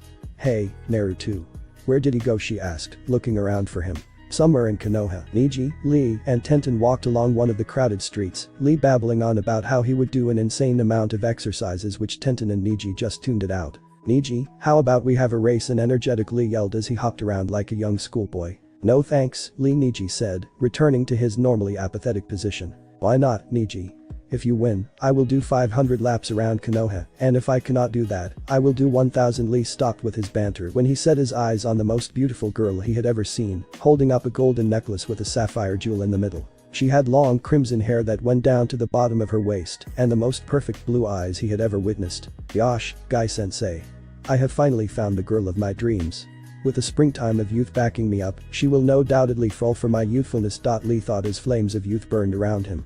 He ran up to her and took her hand in his, making her drop the necklace in the process. "Hello, my name is Rock Lee. How would you like to be my girlfriend?" he asked, striking his nice guy pose. "Oh, no thank you. I'm kind of interested in someone else right now." She replied, blushing as her thoughts wandered off to a certain blonde shinobi. "Guy-sensei, I have failed you." Lee thought as he crouched down and hung his head low in a comical way. Neji and Tenten, having seen the whole thing, just sweat dropped. "Hey Akane, there you are." Naruto said, running up to her. He stopped and bent over slightly in an effort to catch his breath before standing straight once more. "I've been looking for you everywhere." "Hello, Naruto-kun. I was wondering where you went off to." She said, feigning innocence. "Like hell, you're the one that ran off." He replied in an agitated tone. It was then that he noticed Lee hunched over. "Who's that?" Naruto asked, pointing to the spandex-wearing shinobi. "I have no idea." She answered. Instantly, Lee regained his cheerful personality and jumped up. "My name is Rock Lee, the handsome green beast of Konoha." "Why does that name seem so familiar?" Naruto thought about putting his hand to his chin. "And what would your name be?" Lee asked. "Oh, my name is Naruto Uzumaki." Naruto said, snapping out of his thoughts, performing his own nice guy pose. It took a few seconds for it to click before Lee finally realized who it was. "Gosh, I cannot believe my ears. Naruto-kun has finally returned," Lee said as he grabbed onto Naruto and put him in a bone-crushing hug. "Ah, Lee. Get off of me." Naruto yelled as he started to hear his ribcage snap. "Sorry, Naruto. It has been so long since I have last seen your bright, youthful face. I am interested to see how much you have grown." "How about we have a sparring match?" he said, taking a battle stance. "Lee, are you crazy? We can't fight out in the middle of." Naruto was cut off by Lee charging him at full speed, ready to deliver a punch to his jaw. Reacting quickly, Naruto dodged the punch at the last second by tilting his head to the left. He attempted to retaliate with a kick of his own, but Lee was able to dodge it by jumping over him and landing behind him. "I see you have gotten better with your taijutsu, Naruto. But you will not be able to block my next attack." Lee said. He then began charging at blinding speed until he was stopped by Tenten. "Cut it out," Lee, Tenten said as she did a humorous dynamic entry by kicking him in the back and sending him flying through the air. She then turned to the mysterious stranger that Lee had attacked. "Sorry about him. He gets a little excited sometimes," and she stopped once she glimpsed his face. He had golden blonde hair and the most vivid sapphire eyes. He also had 6 little whisker marks on his cheeks that she thought were absolutely adorable. Not to mention that he was also in perfect shape. The way his muscles bulged out from under his t-shirt was enough for her to want to take him right then and there. In a weird sort of way, he sort of reminded her of someone she once knew, someone named Naruto, but she decided to shake that feeling off and focus on garnering this new guy's attention. "Hi, what's your name? Are you new here?" she said, using all of her willpower to not jump on top of him. Tenten Lee yelled, springing back into action. "Not now, Lee," she said, doing her best to ignore him. Tenten, that is no stranger. That is Naruto-kun." Lee said, pointing at him. Tenten just stared dumbfounded at him before what Lee said finally clicked. "What? That's Naruto, she yelled. Yep, it's me alright. Naruto said sarcastically. Hello, Naruto-sama. Neji said emotionlessly as he bowed. It seems you haven't changed, Neji, Naruto said, humoring Neji by bowing. Naruto-kun, who are these people? Akane asked. Oh, sorry. Akane, meet Tenten, Neji, and Lee. Formerly Genin Squad 9. Tenten, Neji, Lee, meet, Akane. He said, introducing everybody. Yosh, such a beautiful name for a pretty, youthful lady as yourself. Lee yelled as he took her hand and started wildly swinging her around. Lee, stop harassing people, Tenten screamed as she started to chase Lee around while everyone just sweat dropped. Ignoring them like he always does, Neji then turned his attention to the scarlet-haired beauty. So, where exactly are you from? I have never seen you around the village before. Neji asked. Damn it, Abe-chan forgot to give her a background. She's from the village hidden among the foxes. It was attacked by some other villages, and she was the sole survivor of the struggle. He said, making up the whole story. Neji could tell that Naruto was lying, but decided to ignore it. It was her business, and who was he to judge? He was a little bit curious, so he decided to activate his Byakugan. What he saw was completely different from what he expected. Inside her chakra coils was an evil crimson chakra laced with killer intent. This chakra is the same chakra I saw when I faced Naruto in the Chunin exams. Just who is this girl? Neji thought as he stared at the chakra. The chakra began to take the form of a fox head and growled wildly. As soon as it did that, Neji's Byakugan suddenly ceased. What happened? That thing just shut me out. She's definitely not normal. I'll have to keep an eye on her. Neji thought of taking his gaze off of her. So, are you two doing something important right now? Neji asked, putting off the many other questions he wanted to ask. Oh, we were just going to buy Akane-chan some new clothes. Naruto replied. So then are you on a date? Neji asked, almost as if he was trying to mess with Naruto. Tenten's ears perked up when Neji said this, and she stopped jazzing Lee. No, they can't be on a date. That would ruin my chances with Naruto-kun. She cried in her mind. No, yes, Naruto and Akane said at the same time and in subsequent order. Wait, what did you say? Naruto asked Akane. No, she said, changing her answer to the first question. Tenten felt like a huge weight had been lifted off of her shoulders. Hey Naruto-kun, do you think I could go with you? Tenten said, instantly latching onto his arm. Please say no, please say no, please say no, Akane thought as she crossed her fingers. Sure, why not? The more the merrier. Naruto said, giving her his infamous foxy grin that just made her heart melt. Of all the times for you to be a nice guy, Naruto-kun, it just had to be now. She thought, feeling defeated at her hope of spending the day with just the two of them. Hey Neji, do you and Lee want to come along as well? He asked them. Akane had never felt more disappointed. Her perfect day with Naruto was about to be ruined. It was just supposed to be the two of them. Neji, seeing her facial expression, picked up on this. We would love to go with you and indulge in the youthful activities of shopping, and Lee stopped his ranting when Neji grabbed his shoulder. Neji then made a nodding gesture toward Akane. After a few moments, Lee finally got what Neji was getting at. I mean, Neji and I must not let our spirits of youth die down by shopping. We must keep training in order to improve ourselves. Lee said, performing his ever-famous nice guy pose. Alright, if you say so, Naruto said, shrugging his shoulders. You better get going if you want to beat the rush to the stores, Naruto-sama. Neji said, walking up to him. He's right, we better go now. See ya, Neji, Lee. Naruto said. Bye Neji-kun. Bye Lee. Tenten said, walking off after him. Once they were both out of sight, Neji walked past Akane. Go get him, Akane-sama, Neji said, walking past her with a clever smirk on his face. It was right then that she understood what he was doing when he stopped him and Lee from going with Naruto. Right, thank you, Neji-kun. She said, smiling and giving a small bow before she ran off to catch up with Naruto and Tenten. That was really nice of you, Neji. But how did you know she liked Naruto? Lee asked, strolling over to him. These eyes can see more than just Lee. Neji said with a devious smirk. You know, Neji. Maybe you're not as cold and uncaring as people think you are. Lee said, giving him a genuine smile. Why, Lee? That was a very youthful thing to say. Neji replied sarcastically while acting like he was offended. You're completely right, Neji. I must cleanse myself of this youthfulness by running 500 laps around Konoha. Lee said as he took off at an unbelievable speed. Neji just stood there sighing at how embarrassing his teammate could be. I'm starting to think I should have taken you up on your offer, Naruto-sama. Neji said, walking after Lee. Konoha shopping district. So, Akane, where do you live? Tenten asked her. Oh, I live with Naruto-kun, Akane answered back playfully. To say this shocked Tenten was an understatement. She lives with Naruto-kun. How can I compete with that? Tenten thought. At that moment, Akane saw a store that caught her eye. Naruto-kun, let's go in that one. It has really pretty lights. She said, pointing to it and walking in through the front door. I swear, sometimes she has the mind of a child. He said to no one in particular. At least you're still sane, Tenten. He stopped when he noticed that she was no longer by his side. It does have pretty lights. Tenten said, captivated as she walked in after Akane. Naruto just sweat dropped and went in after the two of them. Hello, may I help you? A female clerk asked as she walked up to Akane and Tenten. Well, all of my old clothes got misplaced when I moved to Konoha, so I was wondering if there was anything that looks good on me that you might have. Akane asked. Oh, of course we do. Come on, I'll show you. She said, dragging her and Tenten off to the back of the store. Naruto just decided to walk behind them so as to not get in the way. So is he your boyfriend? The clerk whispered into Akane's ear. Oh, he's not my boyfriend. Well, not yet anyway. She said while blushing softly and looking back at him. Naruto, not noticing the blush on her face, smiled back at her with his ever-famous foxy grin, which made her blush even more. Oh, I see how it is. Well, I know plenty of things that will knock him out. She said, grinning ear to ear. She had seen situations like this plenty of times before. Naruto-kun, we'll be back in a second. Just make yourself comfortable or something. Tenten said the following after Akane. Great, what am I supposed to do now? Naruto thought as he checked his surroundings, only to find nothing of interest. I guess I could go look around. I do need some new clothes anyway. He thought about walking toward the men's section of the store. He began to look through some of the racks of clothes when he realized one important factor. He was fashion impaired.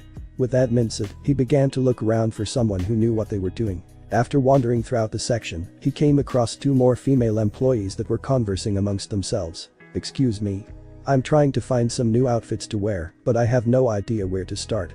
So, I was wondering if one of you could help me. He asked, giving a small smile and rubbing the back of his head in pure and I'm fashion. Do you mind? We're on our breeze. She stopped as soon as she turned around to look at him. He had the most beautiful blue eyes and perfectly tanned skin with matching well-toned muscles to match. In other words, he was drop-dead gorgeous. Her and her co-workers' mouths suddenly hit the floor and they instantly froze up. Hello. Naruto said, waving his hand in front of her. Are you alright? I'm more alright than I've ever been, she said absent-mindedly as she stared into his eyes. What? Naruto asked, failing to hear her properly. Oh, nothing.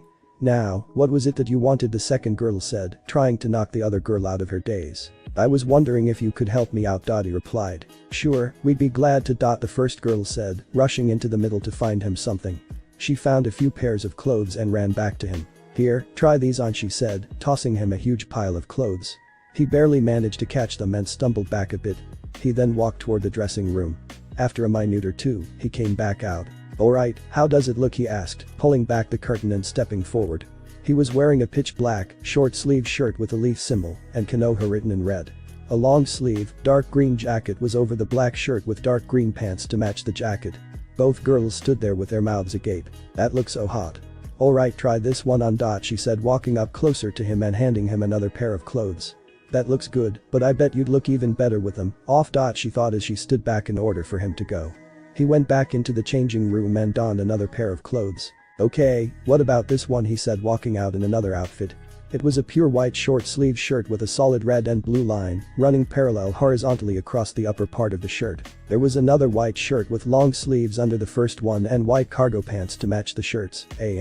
Trying my best to describe the outfit Ichigo wore in the first opening of Bleach during the guitar part.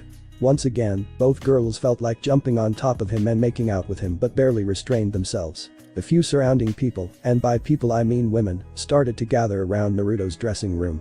It seemed as if with each outfit he tried on more and more women would gather around, and each time he came out they would start howling and whistling or yell something about having his baby. It was beginning to become like some sort of fashion show, only there were male models, and Naruto was the only one.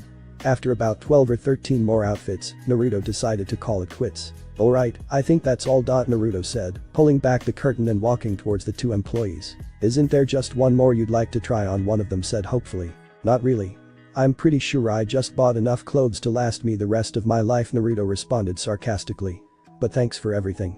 You guys are the best. He said, smiling at them while walking away to go find Tenten and Akane. Bye, they both said dreamily while waving back at him.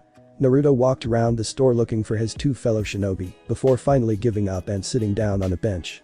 As if on cue, a certain red-haired female walked up behind him and tapped his shoulder lightly in order to get his attention. He slowly turned around, expecting to see Akane, but he got a little bit more than he bargained for. Akane stood there in a short-sleeved light blue shirt that accentuated every curve of her body. It had the words "Wave Body" printed on the front.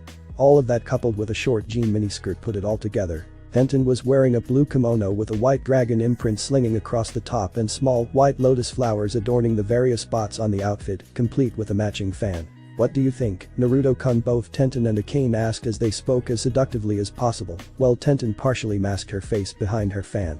Naruto did what any self-respecting male would do, he turned beet red and passed out. "I told you he would pass out." The employee that had helped them previously said as she strolled up to them. "So would you be paying in cash or check?" "Oh, don't ask us. He's the one you should ask." "Go wake him up," Akane. Tenten said, pointing at the unconscious blonde. After several minutes of trying, she was finally able to awaken him. "Good, you're awake. Now, how will you be paying for all of this?" she asked. "I guess in cash." "How much stuff did you two buy anyway?" Naruto asked Tenten and Akane. "Oh, not a lot, just a few essentials," Akane said, trailing off with a slight hint of innocence in her voice. "This is going to cost me a lot, isn't it?" Naruto said in a melancholic tone. "Oh, you bet it is." Tenten replied, ruffling his hair a little bit. It was then that Akane noticed the bag in Naruto's hand. "What's that in your hand, Naruto-kun?" she asked. "Oh, this, just some stuff I bought." He responded while shrugging his shoulders. "You actually bought clothes?" Tenten said wide-eyed at him, to which he responded with a nod. "Well, I can't wait to see you in them." Akane said with a smile on her face. "Thank you, Akane-chan," Naruto said, smiling back at her. "Sorry to break up your love fest, but we still have places to go." Tenten said impatiently. Alright. "So how much is this going to cost me?" Naruto asked the employee. "Outside the store. I can't believe it cost that much," Naruto said, staring at the receipt as the trio walked out of the store, with 5 or 6 Naruto clones walking behind them, all carrying bags full of clothes. "Oh, don't be mad, Naruto-kun. We'll make it up to you somehow," Tenten said, patting him on the back. "And just how do you plan to do that?" he asked sarcastically. "Well, Tenten stuttered as she looked around. "Actually, I have an idea." Akane said. She then turned to Tenten and began whispering in her ear. As soon as she was finished, they both turned to Naruto and stared at him with a devilish smirk on their faces. "Well, this can't be good." Naruto thought as he shuddered at the thought of what they might possibly be planning.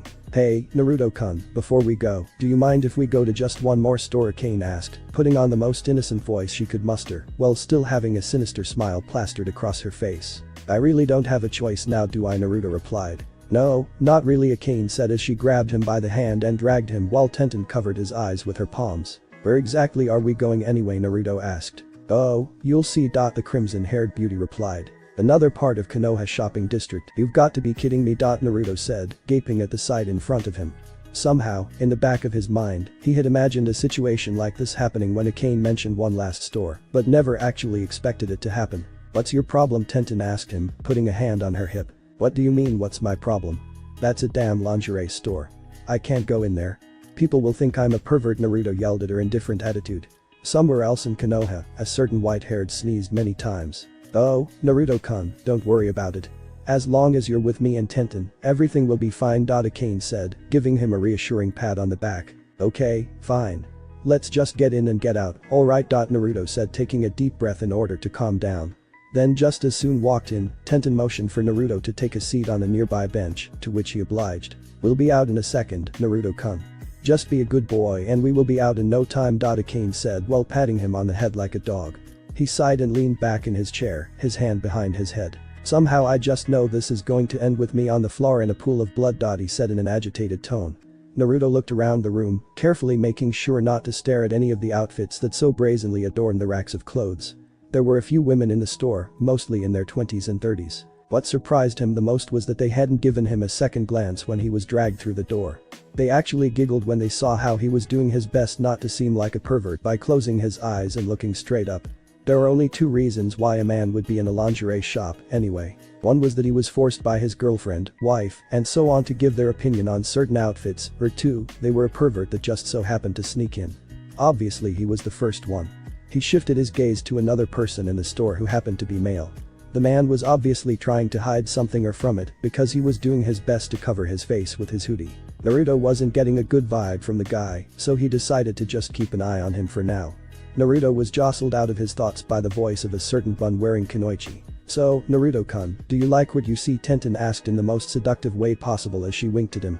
Naruto slowly turned his head only to find her leaning up against a wall. Of course, to make it even worse, Akane was basically doing the exact same thing on the other side of the wall, wearing an outfit that matched Tenten's. The blood that came out of Naruto's nose was almost equivalent to the water in the lake at the valley of the end. "Yep, I'd say this is definitely a keeper." Tenten said as Akane nodded. It is a keeper.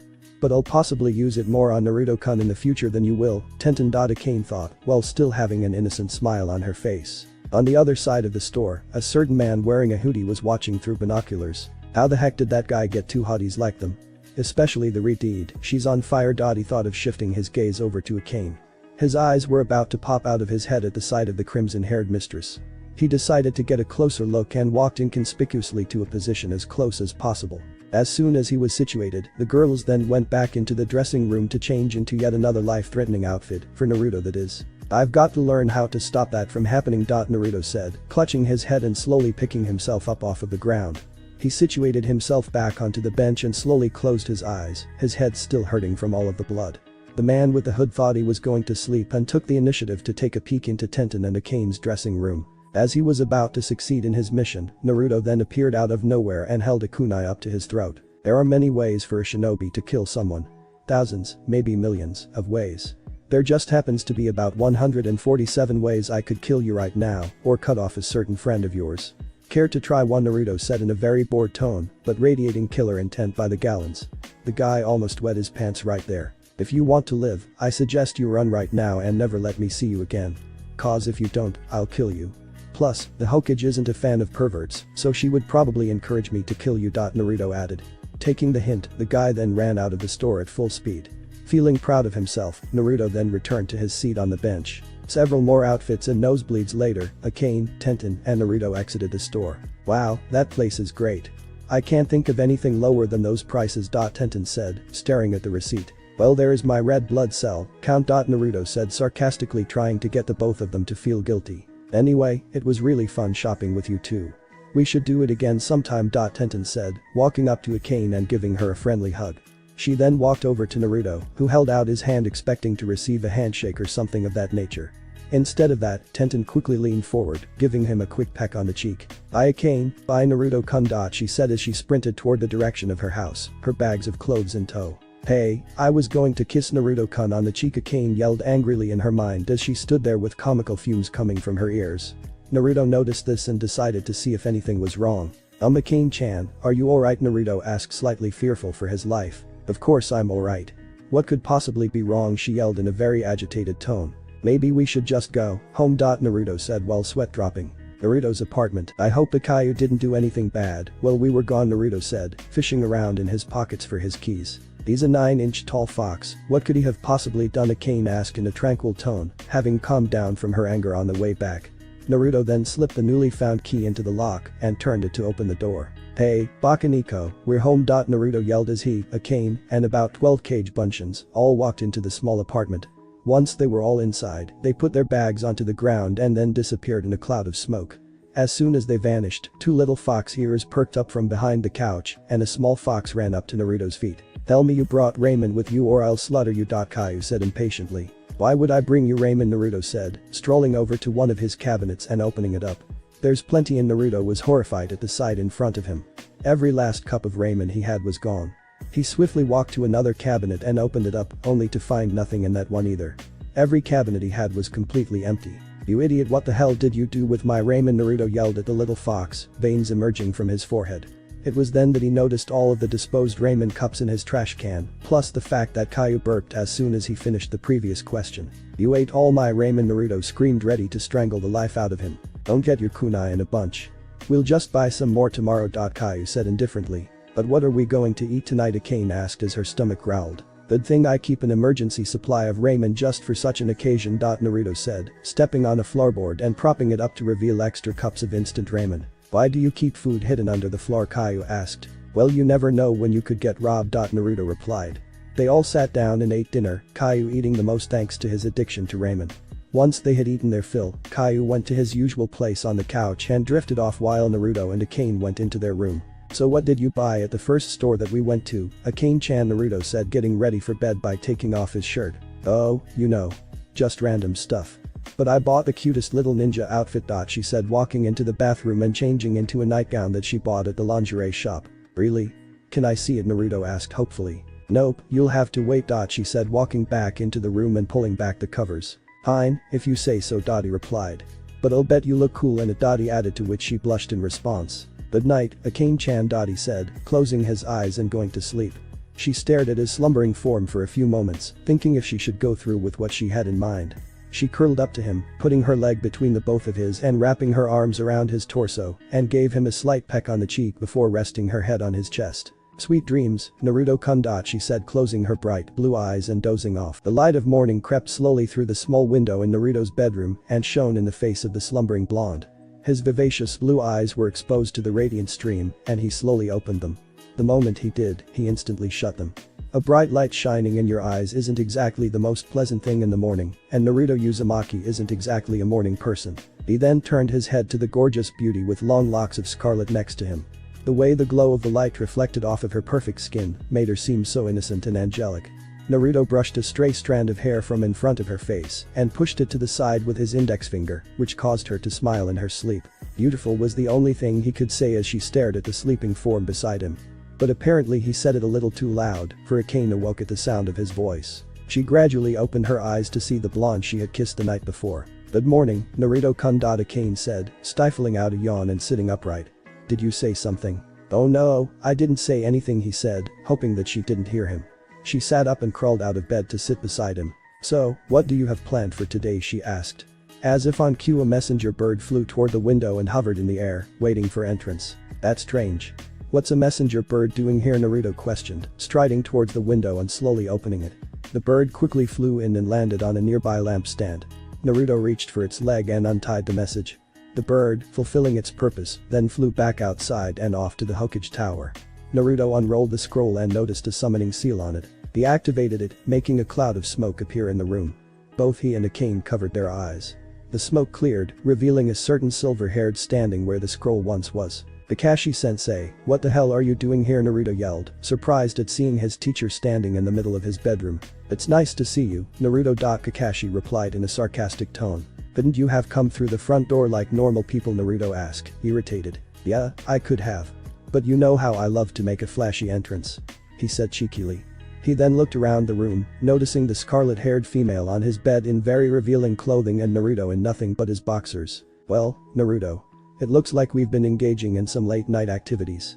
But aren't you a little too young for that?" Kakashi said, smiling under his ever-present mask. "Are you freaking insane? I'm only 15. You wouldn't have even thought of something like that if you would have stopped reading that perverted crap that Iro-senin writes." Naruto yelled at the top of his lungs, while Akane hid her face and blushed redder than a tomato. "Calm down, Naruto.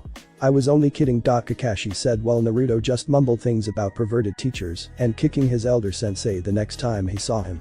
"I actually came here for a more productive reason," Kakashi said, turning serious. "And that would be?" Naruto questioned, crossing his arms and tapping his foot impatiently on the floor. "Well, I'm here to test Akane's skills as a certified Kunoichi of Konoha," he said, holding up a document with Tsunade's signature on it. "Really? Finally, I'm going to be a Kunoichi. Wait, I don't know how to be a ninja." "Ah, this is horrible," she said, becoming depressed in a comedic fashion. "Does she always do this?" Kakashi whispered to Naruto while both of them sweat dropped. "Only once a day." The blonde shinobi replied. He then walked up to her and gave her a reassuring pat on the back. "Don't worry, Akane-chan. I'm sure you'll do fine. I mean, you're basically the freaking Kyuubi. You could probably kick anyone," he said, giving her a small smile. "Thank you, Naruto-kun. I needed that. Do you want to come and watch me?" she asked hopefully. "Sorry, I can't. I've got to go to the grocery store thanks to a certain greedy fox kid. How about you just tell me everything when you get home?" "Okay," he replied, trying not to hurt her feelings. "Okay, Naruto-kun," she said, beaming at him. "Alright, meet me at the training fields at 8 o'clock, sharp. Anyway, see you." Kakashi said as he poofed away. "But that's only 20 minutes away. I can't reach it that fast." Akane said. "Oh, don't worry about being on time. You don't have to get there until at least 10. Naruto said sarcastically as he recalled scenes of his teacher's chronic tardiness in his mind. "Oh, I see. It's like a test. Shinobi must not trust everything they hear. If I come at 8, he might spring a trap on me." "Very clever, Kakashi-sensei," Akane said, feeling proud of herself at seeing through his deception. She rushed into the bathroom to freshen up. Actually, Naruto began to go on, but just decided to let it go. Kakashi-sensei isn't dedicated to teaching enough to actually think of something like that, he thought, while smirking inwardly. "Hey, I'm hungry, so go cook me some breakfast." Caillou said, waking up from his sleep and walking into the room. "I can't, Baka Nico, you ate all of the ramen, remember?" Naruto responded angrily. "Well then, take me out to eat." "I don't care, I just want some food." Caillou said as his stomach growled. "Okay, I'm off. "See ya, guys," Kane said as she rushed out of the door. She was wearing a purple kimono top that came down to 2 inches above her knees. There was also a long crimson sash tied around her waist with the ends hanging down to just below the back of her knees. In essence, it was pretty much the exact same outfit that Temari wore when she saved Shikamaru from Taiya, minus the fan that is. She swiftly leapt out of the doorway and closed the door with a soft click. "Now, go get me some food," Caillou demanded with a harsh tone. "Fine, whatever. I'll just bring you back something," Naruto said, going into his room, changing into a black shirt with dark green cargo pants and a dark green jacket that was by no means loose-fitting, and grabbing his frog wallet, which he so aptly named Gama-chan. He began to tread out of the door when Caillou suddenly jumped up on his shoulder. "And just where do you think you're going?" Naruto asked the miniature fox quizzically. "I'm going with you." "Well, I may not like it, I do grow weary of this apartment." "What's so wrong about that?" Caillou replied emotionlessly. "Well, let's see. You're a fox, with 9 tails no less. If people see you out in public with a demon child, who knows what would happen?" Naruto responded, fearing what the villagers might do upon seeing a mini Kyuubi. "Don't worry about it, I have it covered," Caillou said as he jumped off of Naruto's shoulder. "What the hell is that?" Suppose Naruto trailed off as he witnessed the sight before him. Caillou was bathed in an eerie crimson glow that surrounded his small frame on all sides. His 9 tails then shot up straight into the air, and 8 of them then slowly retracted into his body, leaving 1 tail behind. "See, no problem. Now, let's go," Caillou said quickly as he once again hopped up on Naruto's shoulder. "Well, I guess that could work. But you can't speak human language. Normal foxes don't do that," Naruto said approvingly, and with a soft click of the door, they were both out of there. Training fields, 10 a.m. The cane walked slowly into the training grounds, looking every direction for a possible trap that might spring. She suddenly let her guard down when she noticed Kakashi sitting on a rock near a tree, reading in a strange orange book. She strolled slowly over to him, keeping an eye on him for any tricks he might pull. "Oh, Akane-chan. I was wondering when you would show up. I had a trap set up for you and everything at 8, but you took a page from my book and decided to be late," Kakashi said, closing his book and standing up slowly. "Good thing I saw through your plan, Kakashi-sensei." A kunoichi must not always believe what she hears. After all, she trailed off her last words as 2 kunai came whizzing out from a neighboring tree, intent on piercing her flesh. She instantly spun around, caught both of the razor-sharp knives in her hand, and then threw them at the copy ninja on the rock. Once they impacted him, he disappeared in a puff of smoke. The real Kakashi then walked out from behind a different tree. "And here you thought you weren't ready for this?" Kakashi said sarcastically as he gently clapped his hands for her and did his ever-famous eye smile. "I only said that to get you to let your guard down, Kakashi-sensei. After all, a shinobi must not always believe what they hear." She said coolly as she began to take a fighting stance. "Oh really? Then let's just see what you can do. If you can last just 15 minutes against me, then I'll officially take you on as a student of mine and make you an official member of Team 7. "So, are you up for it?" Kakashi said, slowly drawing a few kunai from his holster. "Screw that, I'll last for 30 minutes. "Believe it," she yelled in response. Now where have I heard that before?" Kakashi thought, smirking, a certain hyperactive knucklehead ninja coming to mind. "Alright, time to make Naruto-kun proud," Akane thought as she put her hands together and began to gather chakra. Both she and Kakashi stared at the other for what seemed like forever. The gentle wind picked up a few stray leaves in its path as the trees swayed gently. It was so quiet, one could hear a pin drop. "Ready?" Akane said as a red aura began to surround her body. "Set," Kakashi said as he pulled his sleeve up, set his watch for 30 minutes, an. "Just pretend he has a watch," and slowly pulled it back down again. "Go." With Naruto and Caillou walked along the road, Naruto with his hands in his pockets and Caillou resting on his shoulder with his tail around the blonde neck. Caillou noticed that his transportation was attracting a lot of attention from the surrounding people. And not the hateful glares that he usually got before he returned to the village. Mind you, there were still some who looked on at him in disgust, but a good majority of them were something he couldn't quite put a finger, or in his case claw, on. Using his extra keen sense of smell, he began sniffing out the different emotions of people. Some were the usual hate-filled smells, 1 or 2 were scents of happiness, and most of them were of, "What the hell is that lust?" Caillou shouted, astonished in his mind. He then took another whiff only to realize that they were indeed scents of lust, and they all seemed to be radiating too. WTF, the dope. He stole a quick glance at the blonde. Naruto still had his usual, oblivious to everything around him face on. Caillou then turned back to the people. But most of the scent seemed to be radiating solely off of the females in the area. He looked to the north to see a group of 3 girls conversing amongst themselves. The girls then looked at the blonde shinobi as he passed them. One of them blushed, another one stared blankly at him, and the last one gave him a seductive wink. Caillou just couldn't believe what he was experiencing. That idiot was attracting members of the opposite gender and some of the same gender as proven by a few males that passed him as he walked down the crowded dusty road. Caillou was jostled out of his thoughts as Naruto's voice caught his attention. "So, where do you want to eat?" Naruto asked the Crimson Fox on his shoulder.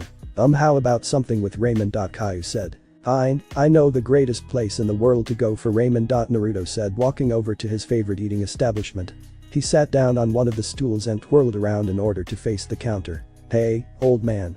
Are you back there?" Naruto yelled into the back of the stand while Caillou jumped off of his shoulder and onto the stool beside him.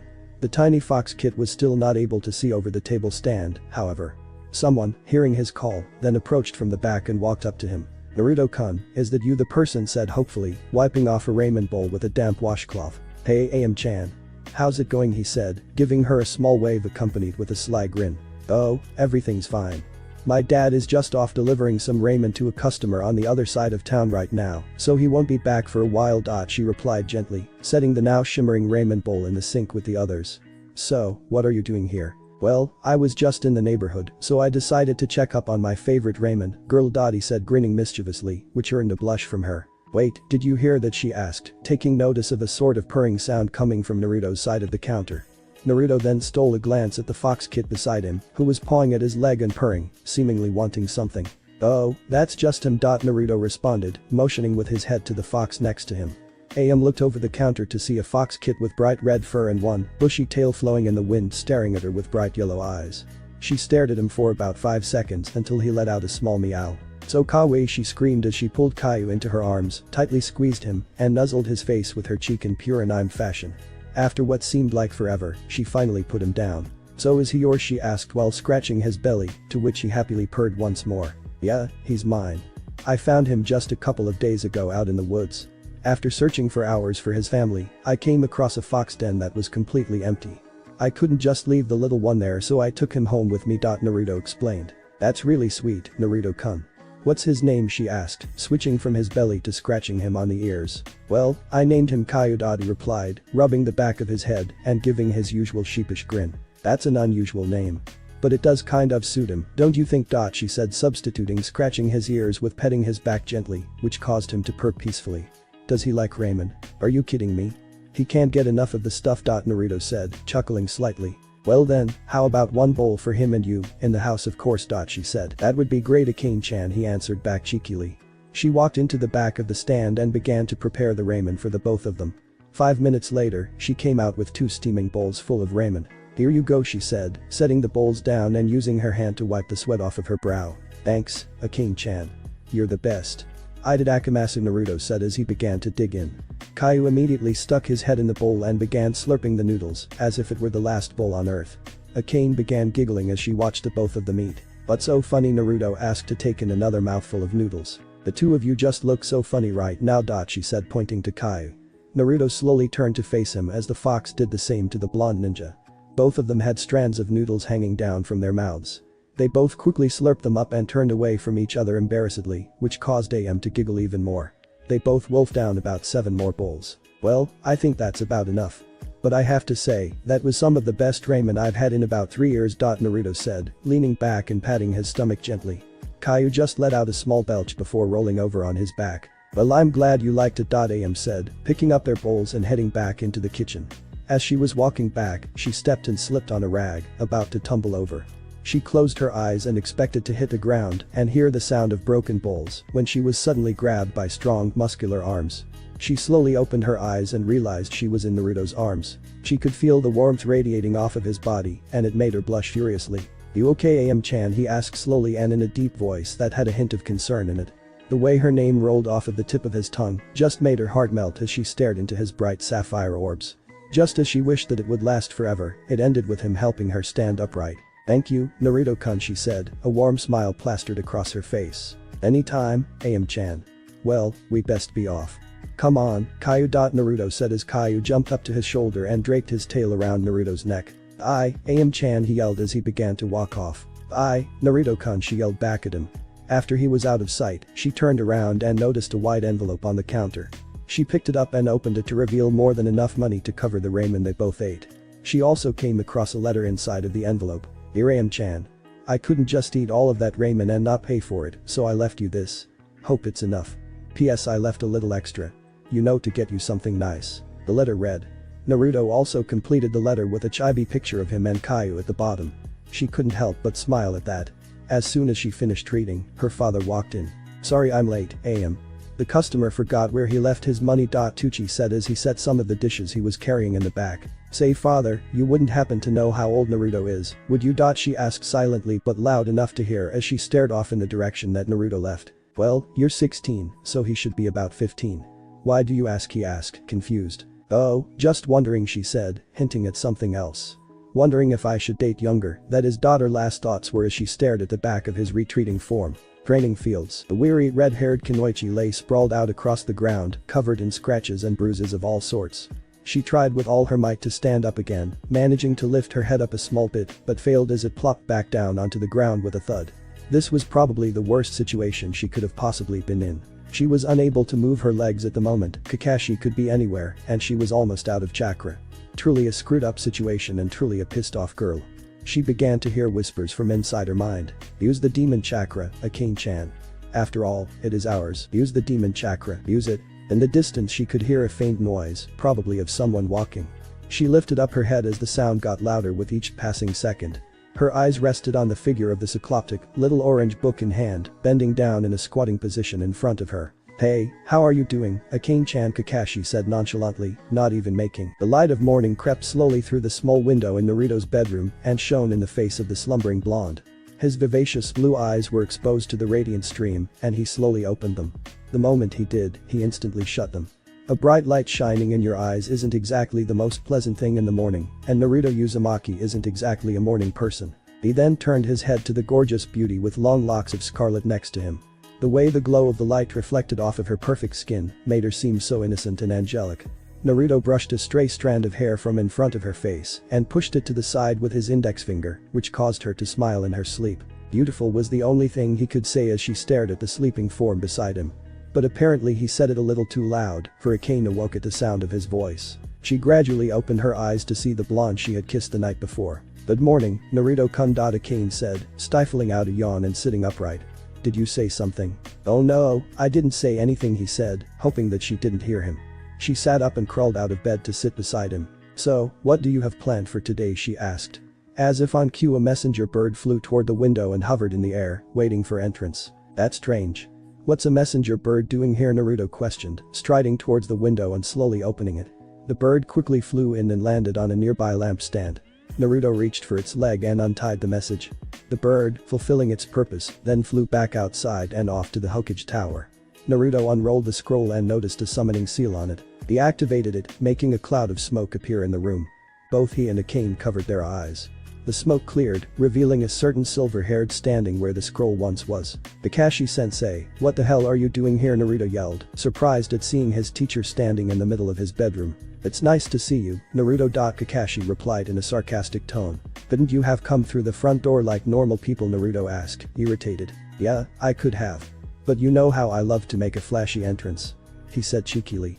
He then looked around the room, noticing the scarlet-haired female on his bed in very revealing clothing and Naruto in nothing but his boxers. Well, Naruto. It looks like we've been engaging in some late-night activities. But aren't you a little too young for that? Kakashi said, smiling under his ever-present mask. Are you freaking insane? I'm only 15. You wouldn't have even thought of something like that if you would have stopped reading that perverted crap that Iro Sennin writes. Naruto yelled at the top of his lungs, while Akane hid her face and blushed redder than a tomato. Calm down, Naruto.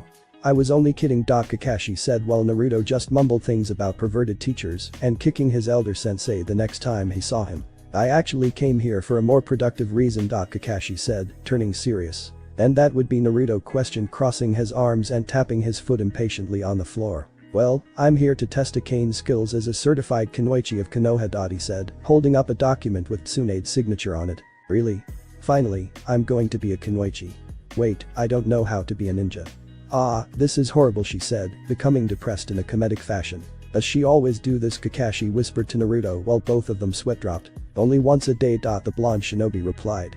He then walked up to her and gave her a reassuring pat on the back. Don't worry, Akane-chan. I'm sure you'll do fine. I mean, you're basically the freaking Kyuubi. You could probably kick anyone. He said, giving her a small smile. Thank you, Naruto-kun. I needed that. Do you want to come and watch me, she asked hopefully. Sorry, I can't. I've got to go to the grocery store thanks to a certain greedy fox kid. How about you just tell me everything when you get home, okay, Dottie replied, trying not to hurt her feelings. Okay, Naruto-kun, she said, beaming at him. Alright, meet me at the training fields at 8 o'clock, sharp. Anyway, see you. Kakashi said as he poofed away. But that's only 20 minutes away. I can't reach it that fast. Kane said. Oh, don't worry about being on time. You don't have to get there until at least 10. Naruto said sarcastically as he recalled scenes of his teacher's chronic tardiness in his mind. Oh, I see. It's like a test. Shinobi must not trust everything they hear. If I come at 8, he might spring a trap on me. Very clever, Kakashi-sensei. Kane said, feeling proud of herself at seeing through his deception. She rushed into the bathroom to freshen up. Actually, Naruto began to go on, but just decided to let it go. Kakashi-sensei isn't dedicated to teaching enough to actually think of something like that, he thought, while smirking inwardly. Hey, I'm hungry, so go cook me some breakfast. Caillou said, waking up from his sleep and walking into the room. I can't, Baka Nico, you ate all of the ramen, remember? Naruto responded angrily. Well then, take me out to eat. I don't care, I just want some food. Caillou said as his stomach growled. Okay, I'm off. See ya, guys. Kane said as she rushed out of the door. She was wearing a purple kimono top that came down to 2 inches above her knees. There was also a long crimson sash tied around her waist with the ends hanging down to just below the back of her knees. In essence, it was pretty much the exact same outfit that Temari wore when she saved Shikamaru from Taiya, minus the fan, that is. She swiftly leapt out of the doorway and closed the door with a soft click. Now, go get me some food. Caillou demanded with a harsh tone. Fine, whatever. I'll just bring you back something. Naruto said, going into his room, changing into a black shirt with dark green cargo pants and a dark green jacket that was by no means loose-fitting, and grabbing his frog wallet, which he so aptly named Gama-chan. He began to tread out of the door when Caillou suddenly jumped up on his shoulder. And just where do you think you're going? Naruto asked the miniature fox quizzically. I'm going with you. Well, I may not like it, I do grow weary of this apartment. What's so wrong about that? Caillou replied emotionlessly. Well, let's see. You're a fox, with 9 tails no less. If people see you out in public with a demon child, who knows what would happen? Naruto responded, fearing what the villagers might do upon seeing a mini Kyuubi. Don't worry about it, I have it covered. Caillou said as he jumped off of Naruto's shoulder. What the hell is that? Suppose Naruto trailed off as he witnessed the sight before him. Caillou was bathed in an eerie crimson glow that surrounded his small frame on all sides. His 9 tails then shot up straight into the air, and 8 of them then slowly retracted into his body, leaving 1 tail behind. See, no problem. Now, let's go. Caillou said quickly as he once again hopped up on Naruto's shoulder. Well, I guess that could work. But you can't speak human language.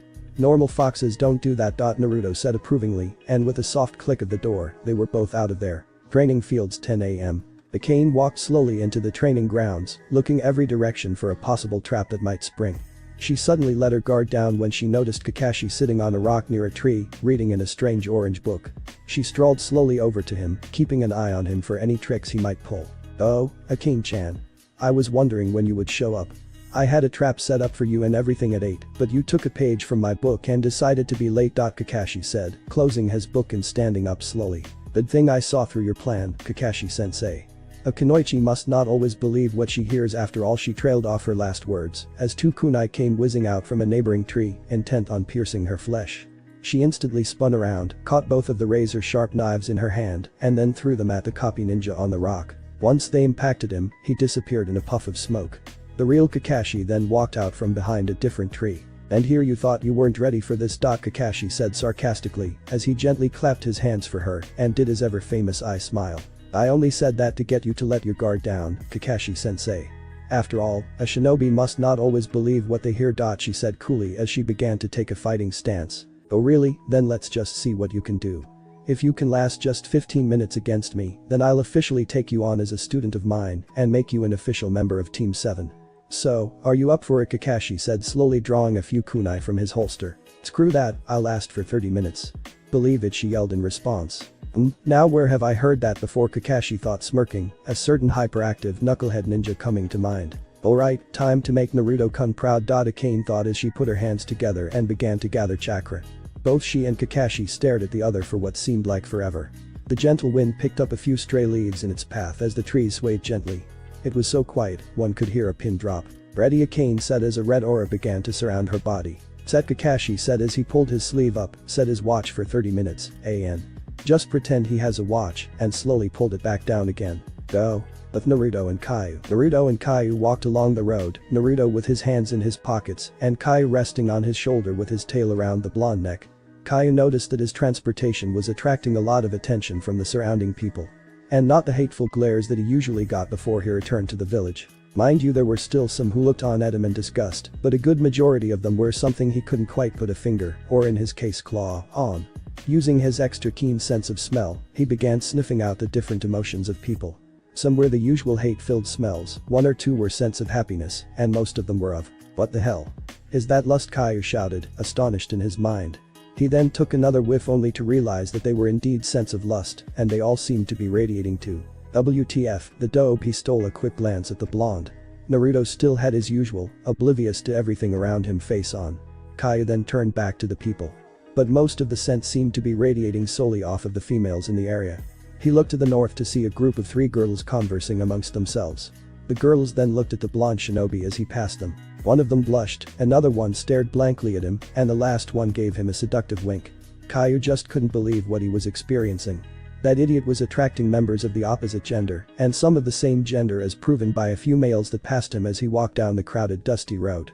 Caillou was jostled out of his thoughts as Naruto's voice caught his attention. "So, where do you want to eat?" Naruto asked the crimson fox on his shoulder. How about something with ramen?" Caillou said. "Fine, I know the greatest place in the world to go for ramen." Naruto said, walking over to his favorite eating establishment. He sat down on one of the stools and twirled around in order to face the counter. "Hey, old man. Are you back there?" Naruto yelled into the back of the stand, while Caillou jumped off of his shoulder and onto the stool beside him.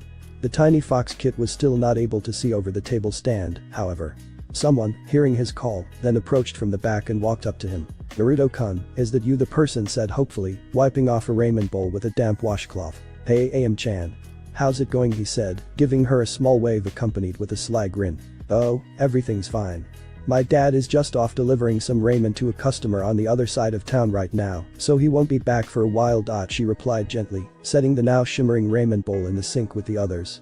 "So, what are you doing here?" "Well, I was just in the neighborhood, so I decided to check up on my favorite ramen girl." He said, grinning mischievously, which earned a blush from her. "Wait, did you hear that?" she asked, taking notice of a sort of purring sound coming from Naruto's side of the counter.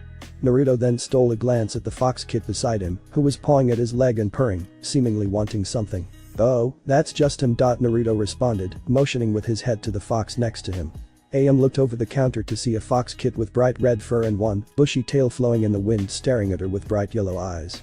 She stared at him for about 5 seconds until he let out a small meow. "So kawaii," she screamed as she pulled Caillou into her arms, tightly squeezed him, and nuzzled his face with her cheek in pure anime fashion. After what seemed like forever, she finally put him down. "So is he yours?" she asked while scratching his belly, to which he happily purred once more. "Yeah, he's mine. I found him just a couple of days ago out in the woods. After searching for hours for his family, I came across a fox den that was completely empty. I couldn't just leave the little one there, so I took him home with me." Naruto explained. "That's really sweet, Naruto-kun. What's his name?" she asked, switching from his belly to scratching him on the ears. "Well, I named him Caillou," he replied, rubbing the back of his head and giving his usual sheepish grin. "That's an unusual name. But it does kind of suit him, don't you think?" She said, substituting scratching his ears with petting his back gently, which caused him to purr peacefully. "Does he like ramen? Are you kidding me? He can't get enough of the stuff." Naruto said, chuckling slightly. "Well then, how about one bowl for him and you, in the house of course." She said. "That would be great, Akane-chan," he answered back cheekily. She walked into the back of the stand and began to prepare the ramen for the both of them. 5 minutes later, she came out with 2 steaming bowls full of ramen. "Here you go," she said, setting the bowls down and using her hand to wipe the sweat off of her brow. "Thanks, Akane-chan. You're the best." "I did Akamasu," Naruto said as he began to dig in. Caillou immediately stuck his head in the bowl and began slurping the noodles, as if it were the last bowl on earth.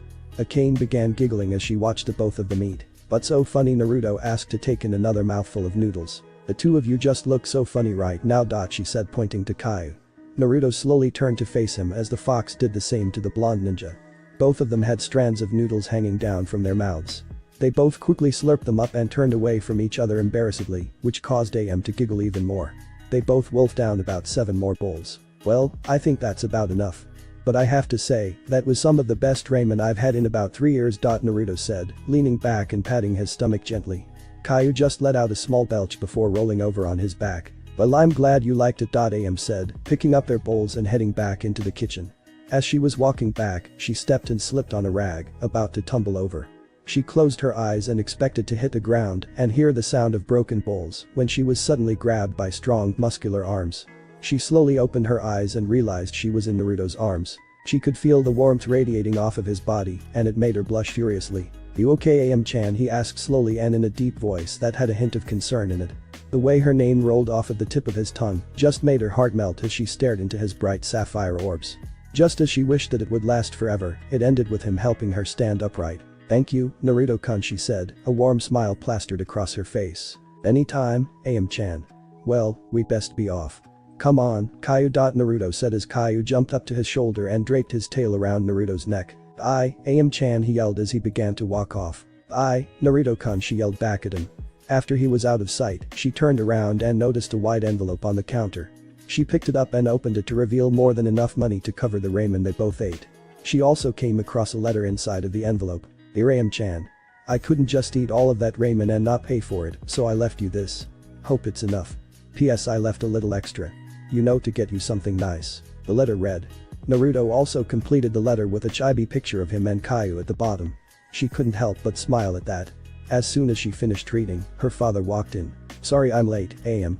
The customer forgot where he left his money." Tucci said as he set some of the dishes he was carrying in the back. "Say, father, you wouldn't happen to know how old Naruto is, would you?" She asked silently but loud enough to hear as she stared off in the direction that Naruto left. "Well, you're 16, so he should be about 15. Why do you ask?" he asked, confused. "Oh, just wondering," she said, hinting at something else. "Wondering if I should date younger." That his daughter last thoughts were as she stared at the back of his retreating form. Training fields. The weary, red-haired Kunoichi lay sprawled out across the ground, covered in scratches and bruises of all sorts.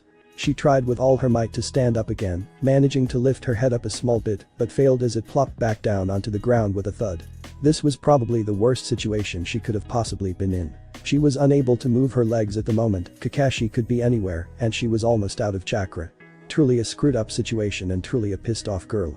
She began to hear whispers from inside her mind. "Use the demon chakra, Akane-chan.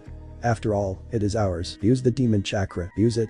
In the distance she could hear a faint noise, probably of someone walking. She lifted up her head as the sound got louder with each passing second. Her eyes rested on the figure of the cycloptic, little orange book in hand, bending down in a squatting position in front of her. "Hey, how are you doing, Akane-chan?" Kakashi said nonchalantly, not even making eye contact, choosing rather to stare at his book. "You can't defeat him without it, Akane-chan.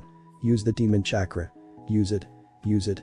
Use it now." All of a sudden, a bright red glow began to swarm around her. Her canines grew slightly larger and her eyes turned a crimson red, much the same as her hair. In a blind fury she jolted up and attempted to slash him with two razor-sharp kunai, one in each hand. She came at him hacking, left then right, in horizontal and diagonal slashes. He dodged each and every one of them with amazing grace and skill, before jumping back a great amount, putting a large gap between the two of them. She hurled both at him in a furious rage, screaming and with full intent to massacre him. The kunai connected, piercing the areas where his right kidney and aorta resided. Just when she thought she had finally gotten him, he turned into the infamous log and vanished from her sight.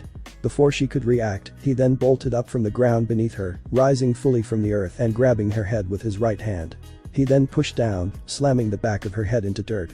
She shrieked as she rolled over and grabbed the back of her head in sheer pain. He grabbed her and held her down, hoping to restrain her as she thrashed about. "Akane, calm down. Don't make me have to hurt you," he said in a firm, serious tone. After a few seconds she finally started to show signs of control over herself as her eyes turned back into their normal, vibrant blue, and her teeth slowly changed back into their regular state. When he felt like she had calmed down, he released his grip and squatted down in front of sat like that in silence for what seemed minutes, before Akane began to break out in tears. "I'm sorry, Kakashi-sensei. I don't know what came over me." She said in between sobs as Kakashi just stared at the ground gloomily. "It's alright, Akane." Kakashi replied, trying to calm her down. She ceased crying after a minute or two, and both of them sat like that in silence for a couple more minutes. "Can you just answer me one question, Kakashi-sensei?" Akane said in an almost monotone voice with a hint of gloom in it. "Go ahead," he replied. "What is it that makes you so strong?" Akane said, her face still facing the ground and breathing heavily. "When I first met him, he was so carefree and nonchalant that I didn't think he was . But now that I've fought him, he could even be level. Every movement he makes, every single step, is pre-planned, and not an ounce of it is wasted. No matter what I do, he's 3 steps ahead of me every time. I don't know if I can beat him anymore. It just seems so hopeless. Kakashi stowed his book away in his pocket and looked regretfully at the ground beneath him. He then slowly turned to the Kiorak on his left and back to the girl in front of him. "It's not what, it's who," Dottie said with a hint of sadness in his voice. "He taught me what it really means to be a ninja. That day, when he died, I learned that there is more to being a ninja than just mindlessly slaughtering your enemies with powerful and destructive techniques. It's protecting those you care for and laying your life on the line for them. Because he who doesn't follow orders is trash, but he who abandons his comrades for the sake of the mission is worse than trash. The desire to lay your life down for others and put them before yourself, that soul truth, Akane, is what truly makes people strong," Dottie said, rising to his feet once more. Akane took everything that Kakashi had said. "I think I understand what he is saying now. All this time, I only wanted to be a ninja in order to get closer to Naruto-kun. I was only thinking about myself and nobody else. He is strong because he protects the people he cares for. Fine, then I'm going to become a ninja so I can protect Naruto-kun from all who want to hurt him. I'm going to get stronger for him. That is now my ninja way and I'm never going to go back on it. Thank you, Kakashi-sensei, for making me realize that. You should gain power to not cause ruin and chaos, but to defend the ones you care for," she said with a genuine smile on her face, while a tear of joy dropped from her eye and onto the ground. "You're welcome, Akane-chan," Kakashi replied back. Perhaps there's hope for her yet, Kakashi thought as a small smirk graced his face. "Now allow me to show that I mean what I say." Her last words were as she turned into a log, covered in explosive tags, and exploded only moments later.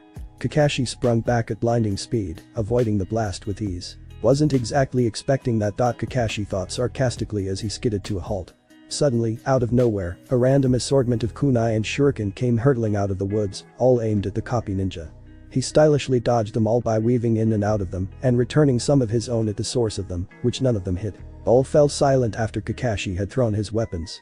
Out of nowhere, 15 Akane clones fell from the sky and landed all around Kakashi, encircling and trapping him on all sides. "We've got you now, Kakashi-sensei." One of the Akane clones said smugly as they all held a kunai knife in their hand, gripping it tightly. Kakashi looked around at his surroundings before smirking slightly under his mask. "DSCH Genin," he said before rushing one of the clones.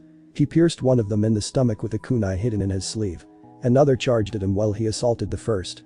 Quickly turning around, he stabbed that one in the throat with the kunai and removed it, causing the clone to poof out of existence. 3 other clones then began to charge him. Instead of fighting them, he made a break for it and dashed toward the west. "Quick, after him." One of them said as the others obeyed and were attempting to gain on him. Kakashi sprinted as fast as he could until he reached a medium-sized pond. He subconsciously applied chakra to the bottom of his feet and ran across the water until he reached the middle of the pond. All around the perimeter of the pond the remaining Akane clones encircled Kakashi. "You can't escape this time." One of them said. All of the clones then launched their kunai and shuriken at him simultaneously. Kakashi stood there motionless until the last second when he began to perform a series of hand seals at an extremely fast rate. Suiten. Sujinheki, water release. Water encampment. While Kakashi yelled as a barrier made of water surrounded him, protecting him from the oncoming kunai and shuriken. All the weapons thrown bounced off of the wall and sunk into the lake, being too heavy to float. As the wall began to subside, Kakashi began to start performing a long set of hand seals. All the Akane clones looked on in awe at the speed of which he performed him. His hands moved so fast, you couldn't even tell which seal he had made. After 54 seals, he finally stopped on the last one and yelled out, "Tsuriken no Jutsu, water release."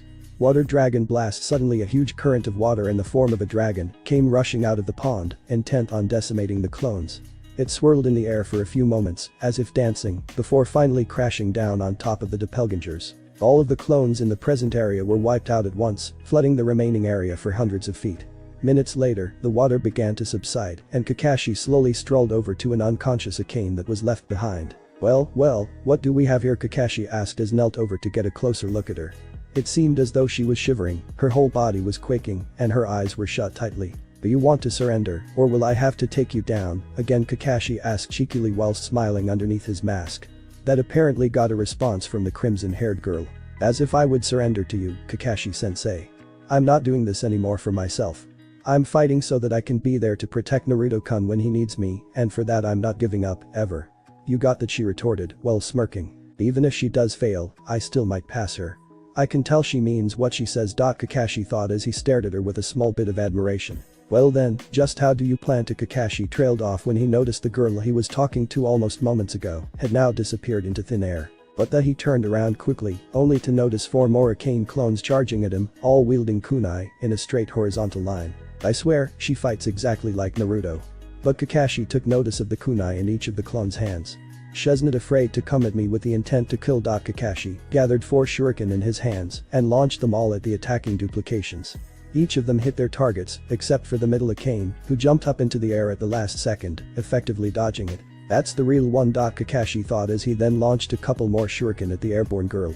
Thinking quickly, Arcane performed the ram seal and made another. They grabbed her wrist and twirled her around in midair, throwing her in another direction so that she would not be hit by the shuriken. A single clone to dodge in midair, nice, Kakashi thought as he then attempted to charge her before she landed on the ground. As soon as her feet touched the earth, Kakashi nailed her with a right hook square in the abdomen. But not nice enough. Just when he thought he finally had her, the Arcane he had hit turned out to be another clone and disappeared in a puff of smoke. Again was all he had time to think as his feet were suddenly grabbed by 2 small hands from underneath the ground. Another Arcane then charged him with kunai in hand. With one giant thrust, she pierced him in the stomach. As her hand gripped the kunai, she felt a wetness dripping from where she pierced Kakashi to where her hand was situated on the handle. She then began to fear the worst, that she had actually stabbed the real Kakashi, until she looked down and noticed that it was not blood but, what the hell, water. But it was too late as the Kakashi she stabbed turned into nothing but a puddle of water in a split second. The clone underground was then dispelled just as quickly. Where is he? Where did he go? She thought as she frantically looked around for any signs of the copy ninja. All of a sudden, Kakashi rocketed from the ground and sent an uppercut straight into her jaw, sending her flying through the air and onto the ground about 15 feet away. She landed with a thud and lay face up with her eyes closed. Performing the necessary hand seals, Kakashi held out his hand and began to gather chakra in the palm. After gathering enough, he jumped high into the air and drifted until he was right over top of her. He then performed a nose dive, a crackling ball of chakra in hand, and attempted to pierce her with it. "Valkyrie," he shouted as he plummeted downward and struck, causing an explosion of lightning and smoke. As the smoke began to clear, Arcane slowly opened her eyes to the side of the hand Kakashi performed in about 1 centimeter away from her head, held back only by both of her hands holding his wrist and upper arm. She was completely and utterly worn out. "Looks like you failed," Kakashi said, smiling audaciously. She smirked a little at this. "And just what are you smirking at?" he asked without moving a muscle. With the last of her strength, she grabbed the sleeve of his shirt and slowly, but spastically, pulled it back. After completing the task, she fell back, her hands letting go of this arm, and fell unconscious. Kakashi stole a glance at his watch and stared in awe at the sight he saw. His watch read 10:30 p.m. he said, failing to understand why she did that until he took a second glance. "And 1 second," he said admiringly as he lifted up and stood straight up. At first he honestly didn't believe that she could do it, but after her vibrant display of determination, the heartwarming realization, and the sheer skill that she showed in the face of danger, he now believed that she indeed has a chance. He looked down at her sleeping form which was silently snoring, covered in bruises and cuts of all sorts. In a way she looked peaceful there. He noticed that she was smiling in her sleep, the same way Naruto does when he accomplishes something big, but is either asleep or unconscious at the time. In a way, she kind of reminds me of Naruto. Anyway, I'll let her rest for now. She's going to need it if she wants to survive tomorrow, that is. But Naruto and Caillou, can we go back to the ramen stand tomorrow? Caillou asked silently but hopefully. Why does somebody have a crush on AM? Naruto responded teasingly, while giving him a weird look. "Shut up, I do not." Caillou yelled back in defense and stuck his nose in the air. "Well, I happen to recall you purring like a kitten when she started to scratch you, and you practically begged her not to stop." Naruto said, giving him a teasing chuckle.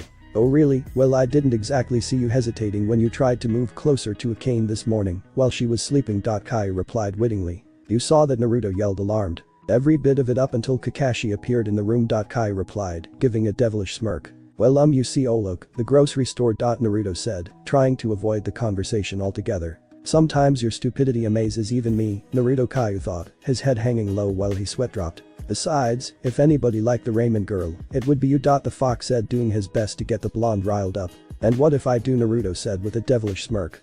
Caillou was about to retort but decided to just let the conversation go.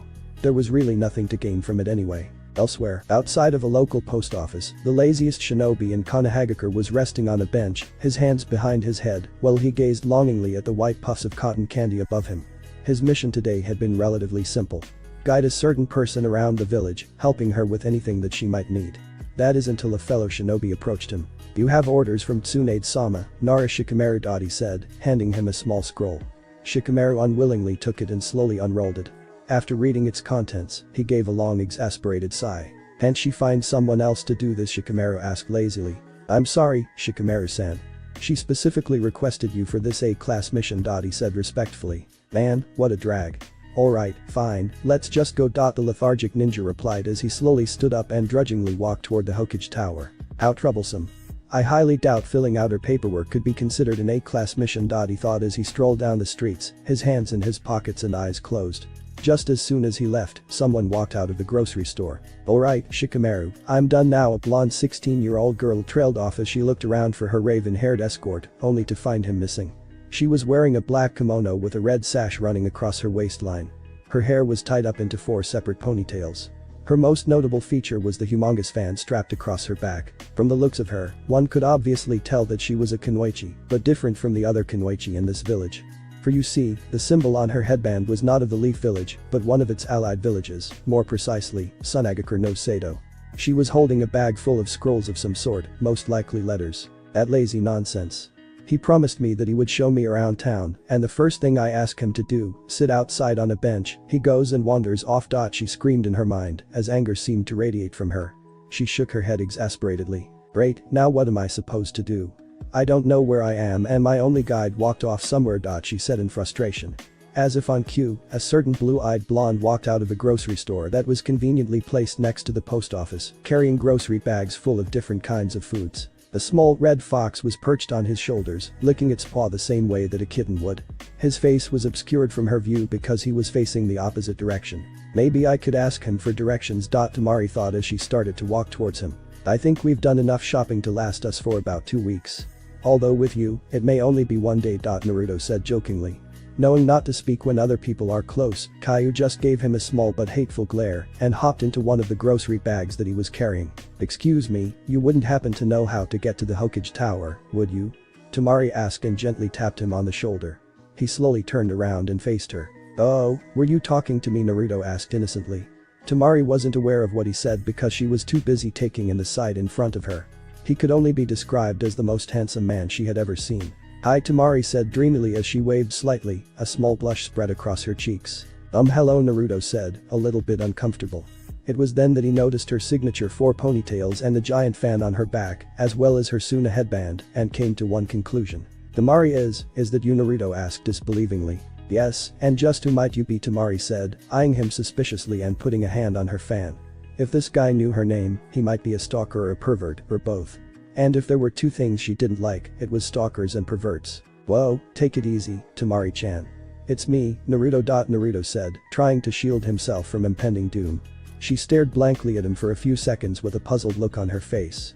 She then emitted a blush that rivaled one of Hinata when she realized who it was. I can't believe that I just checked out Naruto, she thought, horrified. She then took a second look at him, ending up stopping at his shirt where his ripped muscles were almost popping out. She could faintly make out a 6-pack under the fabric.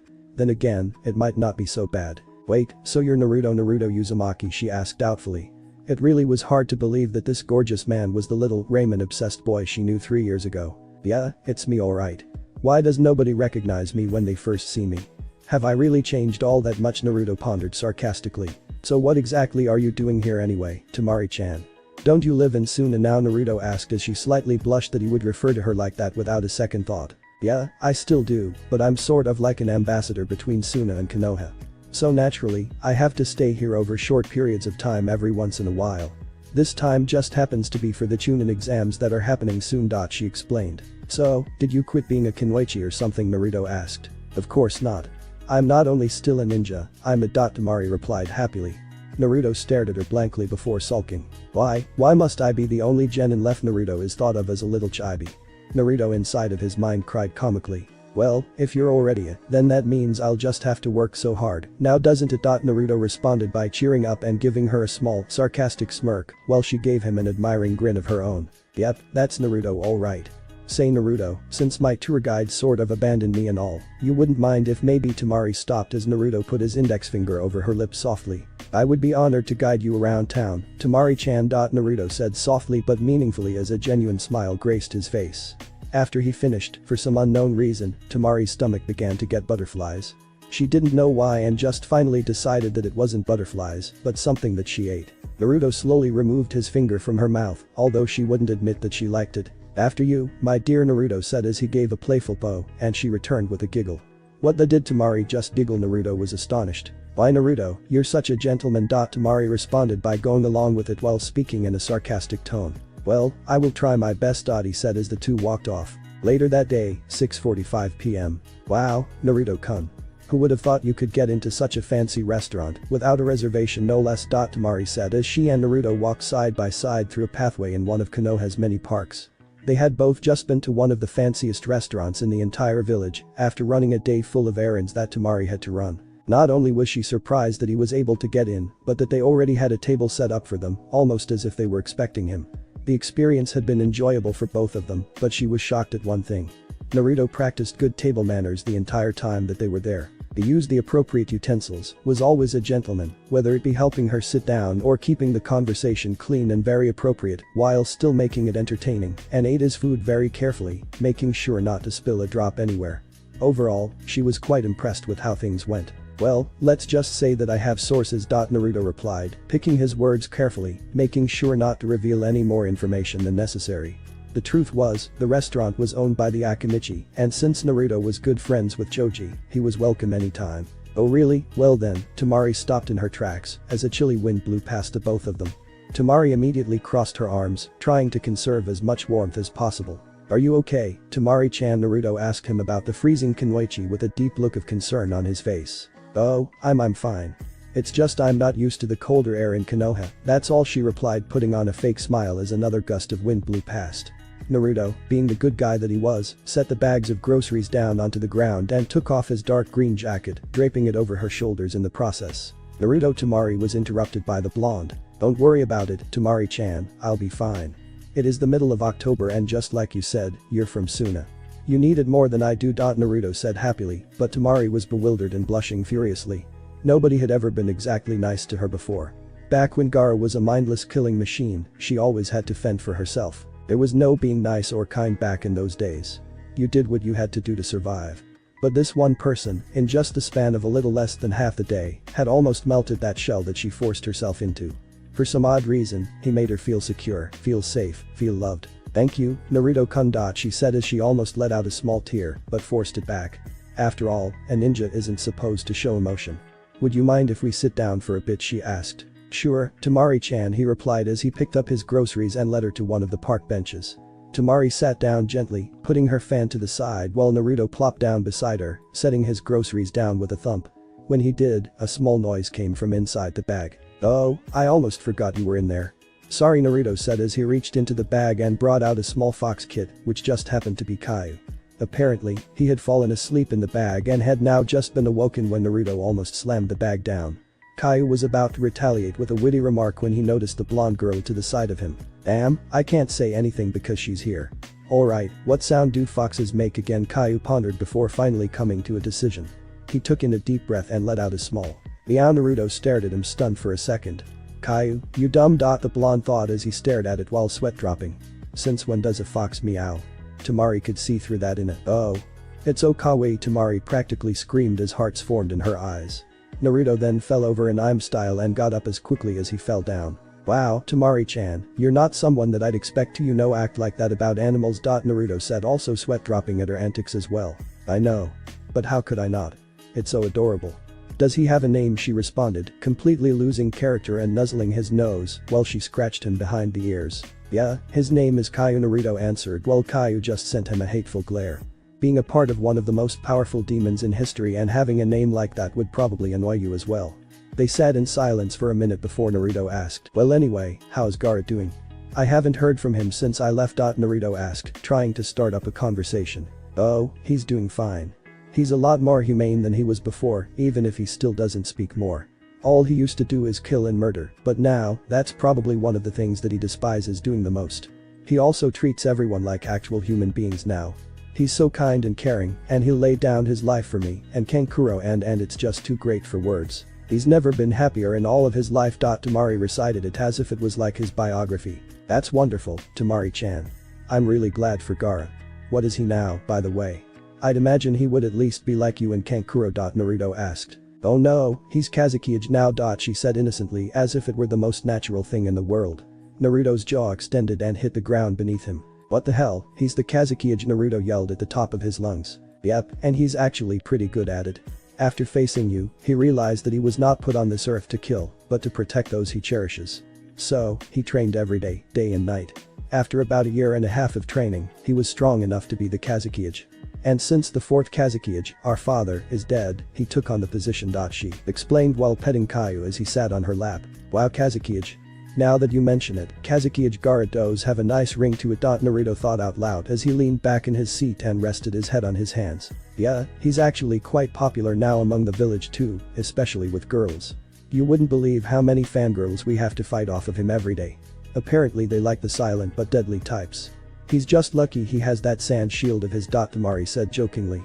Really, then maybe I should try the silent but deadly thing. Naruto said with a joking smile on his face. I don't think that would work with you, Naruto-kun. And besides, I like you just the way you are. Temari said, looking back into his eyes. Thank you, Temari-chan, he replied with the most meaningful voice and expression he could muster. He turned back and all three of them lay in a comfortable silence, staring at the setting sun. The way the clouds seemed to reflect the light and the sky turned a golden orange really made the scene before them stunning. You know, I've always admired Konoha's sunsets. Temari said, looking peacefully at the sun as it began its trek downward. Just then, an idea popped up into Naruto's head. Well, I just happen to know the perfect place to see the sunset. Naruto said, grabbing her palm and his grocery bags and heading down the street with her hand in hand. On top of the Hokage monument. Wow, Naruto-kun, you were right. This is beautiful. Temari said calmly as she stared out at the now more vibrant sun. Both of them were lying on their backs on top of one of the faces, the fourth's face to be exact. See, I told you so, Naruto replied as he stood up, walked out toward the edge, and stared out at the great ball of fire that was slowly but surely setting. She sat up slowly, in order to get a better look at what he was doing. One day, Temari-chan, my face is going to be up here. I'm going to be Hokage, just like Gaara is Kazekage. He said coolly while still facing the sun. I'll protect everyone in this entire village, and I'll show everyone what Naruto Uzumaki is made of. That's my ninja way. He finished, turning around and giving his version of the nice guy pose. She looked on at him admiringly as the sunset seemed to make a sort of glow behind him, giving him an ethereal look. She noticed that he also looked exactly like Gaara did when he vowed to protect all the people of Suna. This Uzumaki boy was definitely one of a kind, alright. If anybody can do it, it's you, Naruto-kun. Temari thought with a genuine smile on her face.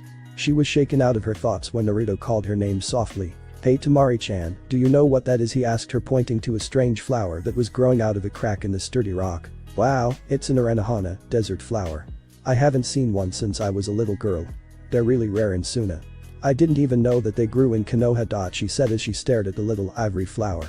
Naruto also stared at it until an idea suddenly popped into his head. Well, then it's only fitting, Naruto said as he bent down and broke the bottom part of the stem. That I give this lovely little flower to a lovely little lady. He said, pushing her right bang aside and sticking it in her hair. This caused her to blush even redder than Hinata. Naruto, she began. Oh man, I almost forgot.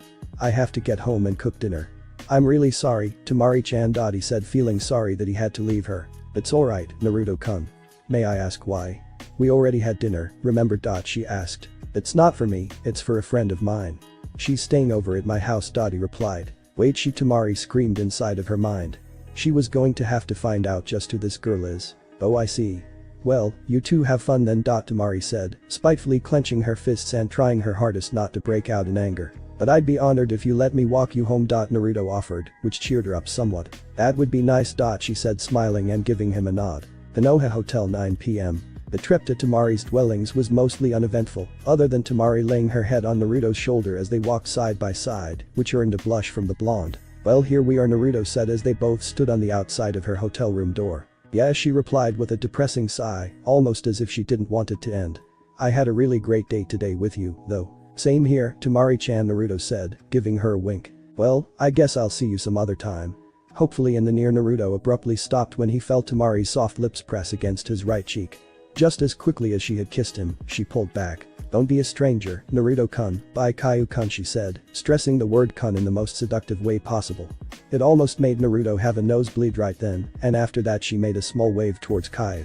She then quickly closed the door, leaving a speechless Naruto standing at her door. Wow, 2 kisses from 2 different girls in less than a week. Naruto thought as he recalled the kiss from Tenten the day before.